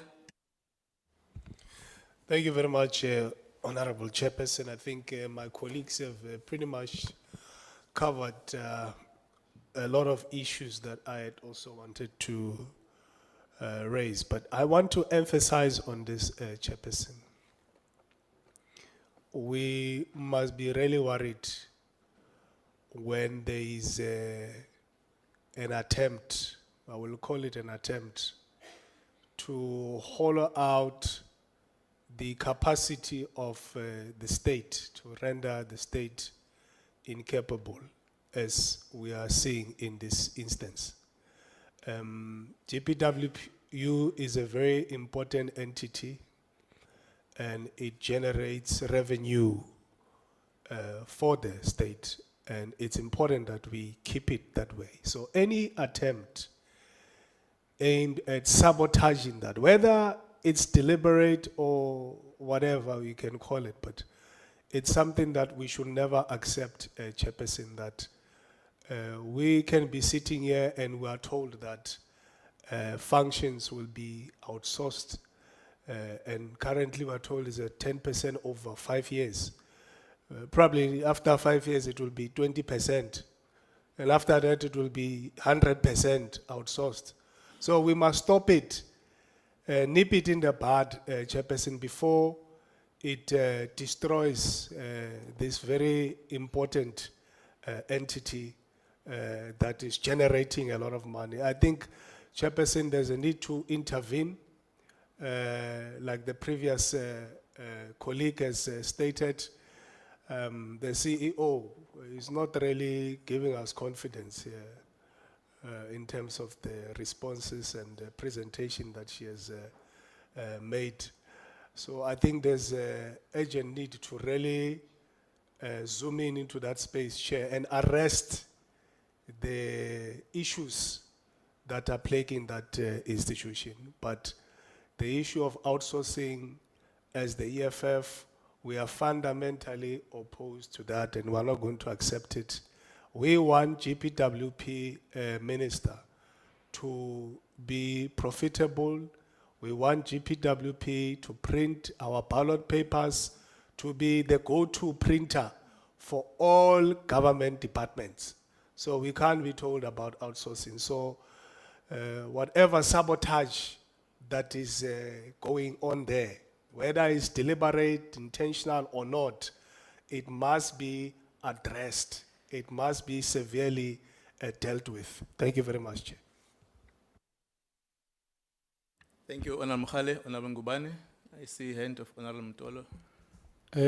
Thanks a lot, Chair. I think Honorable Modise Mpie has covered me on a lot of things, so I think it will be unfair to hamper again on what she has said. She has put exactly clearly everything I wanted to say about the institution.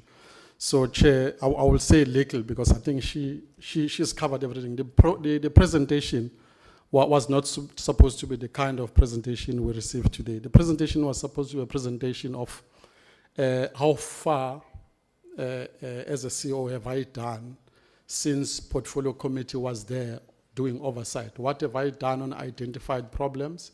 And you know, the track of what we see and what she has done today. But as Honorable Modisambia, is just a presentation for mourning and complaining, and it doesn't show the CEO that is in running the institution. Chair, the luckiest thing for me, Chair, is that I've seen this movie before. Remember, I've sat on the board of Post Office twice, at the time of Kwele and the time of Stella. It's exactly the same movie. There's no difference from it. It's playing exactly the same, nothing different for it. And that institution as well had a digital certificate. It could do e-commerce, it could create website for the community, it create email for each and every South African. It could do amazing things. But if the institution is run by people who don't know the gold that they are sitting on, we'll get a presentation like this. That doesn't tell us what it is that they are going to do. What we're supposed to receive today, Chair, is a turnaround strategy of this institution, not this. How do those culture problems, everything you are mourning about, what am I doing? Turnaround strategy. Get a consultant that knows how to turn around the institutions that are fall apart. Draft a turnaround strategy. Tell us what you're going to do to turn around the institution to make it profitable. And when you outsource, have an outsourcing strategy. A lot of these state-owned entities, they don't have outsourcing strategy. They outsource for the benefit of me, myself, and I. There's no go-to market.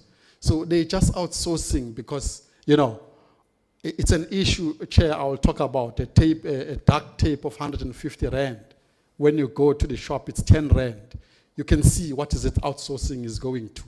So this is an institution that is being hollowed out. Actually, government printing work is a ticking time bomb.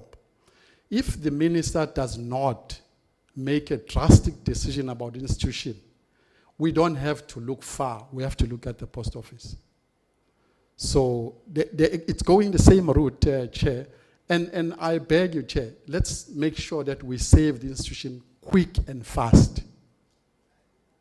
Nothing new about it, nothing that gives you hope. There is nothing. The reconfiguration that the minister said he's going to do, that's all what you need there.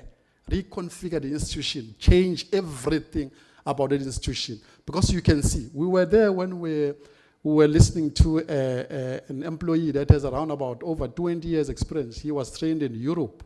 He was printing, binding, you know, Bibles and all those legal books, nice stuff. The guy was trained there, but he said, I'm sitting there, I'm not being used for what this institution invested in me to be who I am today. He showed us pictures of awards he used to win before for doing those binding, rubber binding. But the guy is just sitting there getting paid. His work is being taken out to be taken to an outside company. So you can see the deliberate hollowing of the institution that is going on there. If we don't do something very quick and very fast, then we are all going to be useless to save the institution. As I said initially, Chair, I've seen this movie before. It's a post office 2.0. Thank you, Chair. Thank you, Honorable Ngubane. Honorable Mtolo. Thank you, Chair. I don't have many things to say. I want to agree with that members have said about GPW. We have seen the problems and they're getting worse. Let's find a solution quickly, Chair. I think the minister must intervene and you, Chair. Thank you very much. Thank you. Let me propose members, two issues. Members must be, still line me at 2 o'clock. Must attend the president's questions, responses. On the agenda, we have, and I'll come back to the matter of government printing works. On the agenda, we still have immigration bill and party funding threshold. These are the two items that were left with. Yeah, so I want to propose that one, and you'll guide me, that we reconvene on Friday at 2 o'clock, immediately after, no, sorry, after the mini plenaries at 2:30, no, sorry, 12:30. We deal with the immigration, party funding, and also invite legal team. I was trying to get assistance from my team on visual. And two, we come back on the item on the government printing works on Tuesday with the turn around and a way that minister and deputy minister you may need to brief the committee and taking account on the issues that the CEO have raised. I'm sure you'll engage with the management so that we have a fair, because there are some of the issues that are raised here, and I think the CEO may need, and Mr. Moodley and your team, you may need to respond directly to members so that don't conflict the minister to respond on certain issues that, so that we're able to deal with those issues. So I will propose that we come back to the issues. It's clear, Minister, and I cautioned in our remark that at least we could have, both you and the CEO, understood what the committee has requested from you in terms of the issues that arise from the public, the government printing work. So on Tuesday, Minister, we need a plan on one, the assessment done and how we're going to rework the government printing works and the clear interventions. Two, on the issues of the culture that has been labored by both members and yourselves. And three, what is interesting is that those machines, one of the machines so big, it's never worked. In fact, there's been, what do you call, they covered it nicely. Because we did an unannounced visit. So we went straight to the issues, get a sense what's happening, and workers just explain, and the head of the institution there on the issues which were there. And I recall Mr. Moodley came later on to join the committee. So we'll need specific areas. The last point, flag the Auditor General's recommendations on what is the assessment and the intervention that we seek to do. So we need those issues when we reconvene on Tuesday. We'll itemize that point so that we zoom on the work of the government printing works. Honorable Mutambi has indicated that you have a responsibility, a huge responsibility around, turn around the government printing works. I'll allow you a minute and the CEO, then we adjourn the meeting. But before, members, I've proposed, I don't want to seem as if I'm dictating to run the meeting. It's your meeting. We've put proposal across before the minister and the CEO on how much. Can I get anyone who want to object on the, let's start objection, not Honorable Manchi? Okay. Any other view? Honorable Mahal?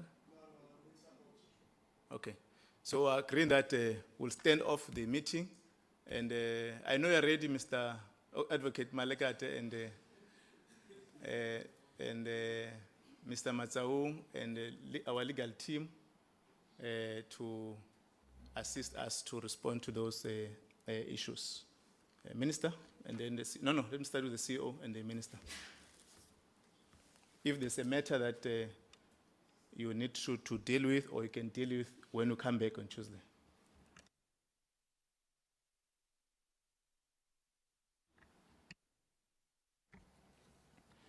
Chairperson, let me thank the members for the questions, the inputs. I think it will be proper for us to rather come back and respond in writing, because there are certain things that needs to be put into proper context.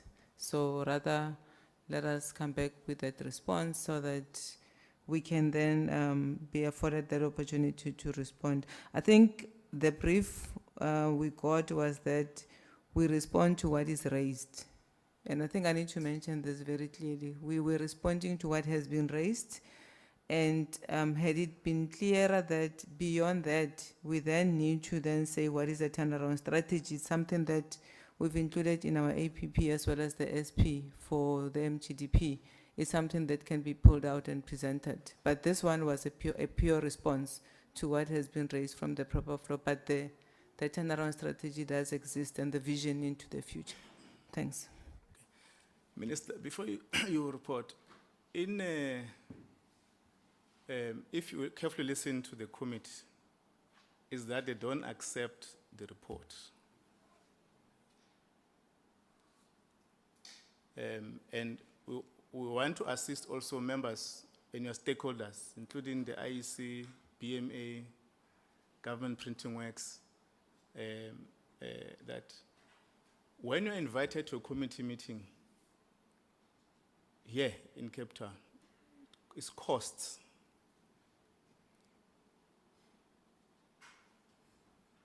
And if you come here to the committee meeting and your report is, we did rejected the report of a CETA that was led by Mr. Mavuso, you can recall, when I was a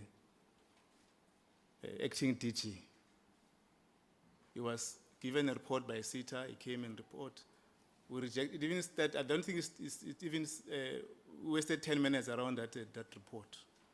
And we said to the acting DG, you call in all officials to come and support you on this report.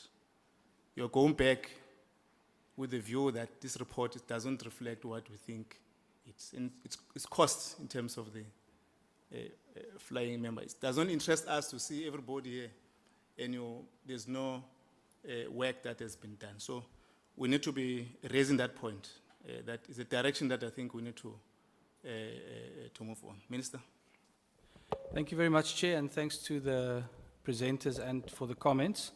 Let me just, for the sake of time, then limit myself. Firstly, to indicate that guidance is accepted, but when there is a request for a particular report, it cannot arrive on the Friday before. And that's not reasonable. So that is on the committee as well. So give us the steer, the indication of what exactly is required, and with the same point about getting the documents the night before, please provide it a little bit earlier. We received the report that we were told it's a draft report, it's not final. I don't know if that's changed in the meantime, but on that proviso, absolutely the guidance is accepted. I think then, Chair, you've outlined those 4 points. In that spirit, let's get them then in writing so that the presentation can deal with this specific idea of a turnaround plan. But I do want to make an additional point. I don't think it can only come from inside the organization. Listening to everything that's been said here today, and I think the comments about the post office in that context were very helpful. We do need, and this is why this draft report, I think the recommendation in 8.7 is exactly the right one. So I want to suggest, let's give the opportunity to pull out the specific points that you've mentioned for what can then be regarded as a turnaround plan from inside the organization. But I do want to insist that I think we need external eyes as well on this. I am not satisfied that, and especially given the comments that have been made, that we are in a space where we can turn away from this particular recommendation. So in addition to a presentation that will then delve into all of these issues and present something credible to this committee, I would suggest that we then look at this ministerial review panel. I think it must be augmented with more of that kind of business perspective, as well as the idea that this organization is actually sitting on gold. I like that expression. But then we need people who actually will tell us and the organization from an outside perspective, this is the gold you're sitting on, this is how to actually get it out of the ground and get it moving. So I would make an additional suggestion then, Chair, that we also create that space for an external panel, some of the same members perhaps who were on the previous one, who's got some of that knowledge, but then also people who can talk to us about culture, who can talk to us about the organizational reconfiguration, how should this organization operate in this new context. And I'm saying it because I don't think once you've been sucked into the quicksand that all of the members here have raised over many years, that you actually have that high-level view to the full extent. So I think that would be a way perhaps to then complement also what GPW will present. But I've noted the 4, and I think that would be then the substance of what is expected next week, with the addition of, let me just look at some terms of reference for an external panel, and also just engage with 1 or 2 people to see how we could put that together, if that would be acceptable. Thank you, Chair. We're giving you time, Minister. I don't want to comment on yourself and the Deputy Minister to work on the issues that members have raised and come back to the committee on Tuesday in consultation with the institution. And members will engage from that point on the recommendations and how we're taking forward the work of the government printing works. So I think that's the position of the committee that will convene on meeting. Thanks, Minister. Thanks, DM. Thanks, CEO and your team. Just a question, Chair. For purposes of Friday, is it a committee meeting or we're expected to be here for? No, we're dealing with your matter and the... Okay, so we are expected to be here. Thank you. Just after we'll engage with the Secretariat. It will be on, I think it will be visual, yeah. Virtual, yeah. Yeah. Yeah, it will be virtual, yeah. Yeah, we're dealing with those 2 issues. Today we'll get details of our meeting on Friday and also on Tuesday. Thanks, Honorable. Yeah. Just to remind you, we're supposed to get responses from PMA. You remember that second round, so I don't know, because of time constraints, will they be able to finish us with the written responses, or must we wait for another engagement? We must respond on Tuesday. On Tuesday? Yeah, we'll see how we respond. No, it's noted. Yeah. There's no escape. Yeah. Thanks very much. The meeting stands adjourned.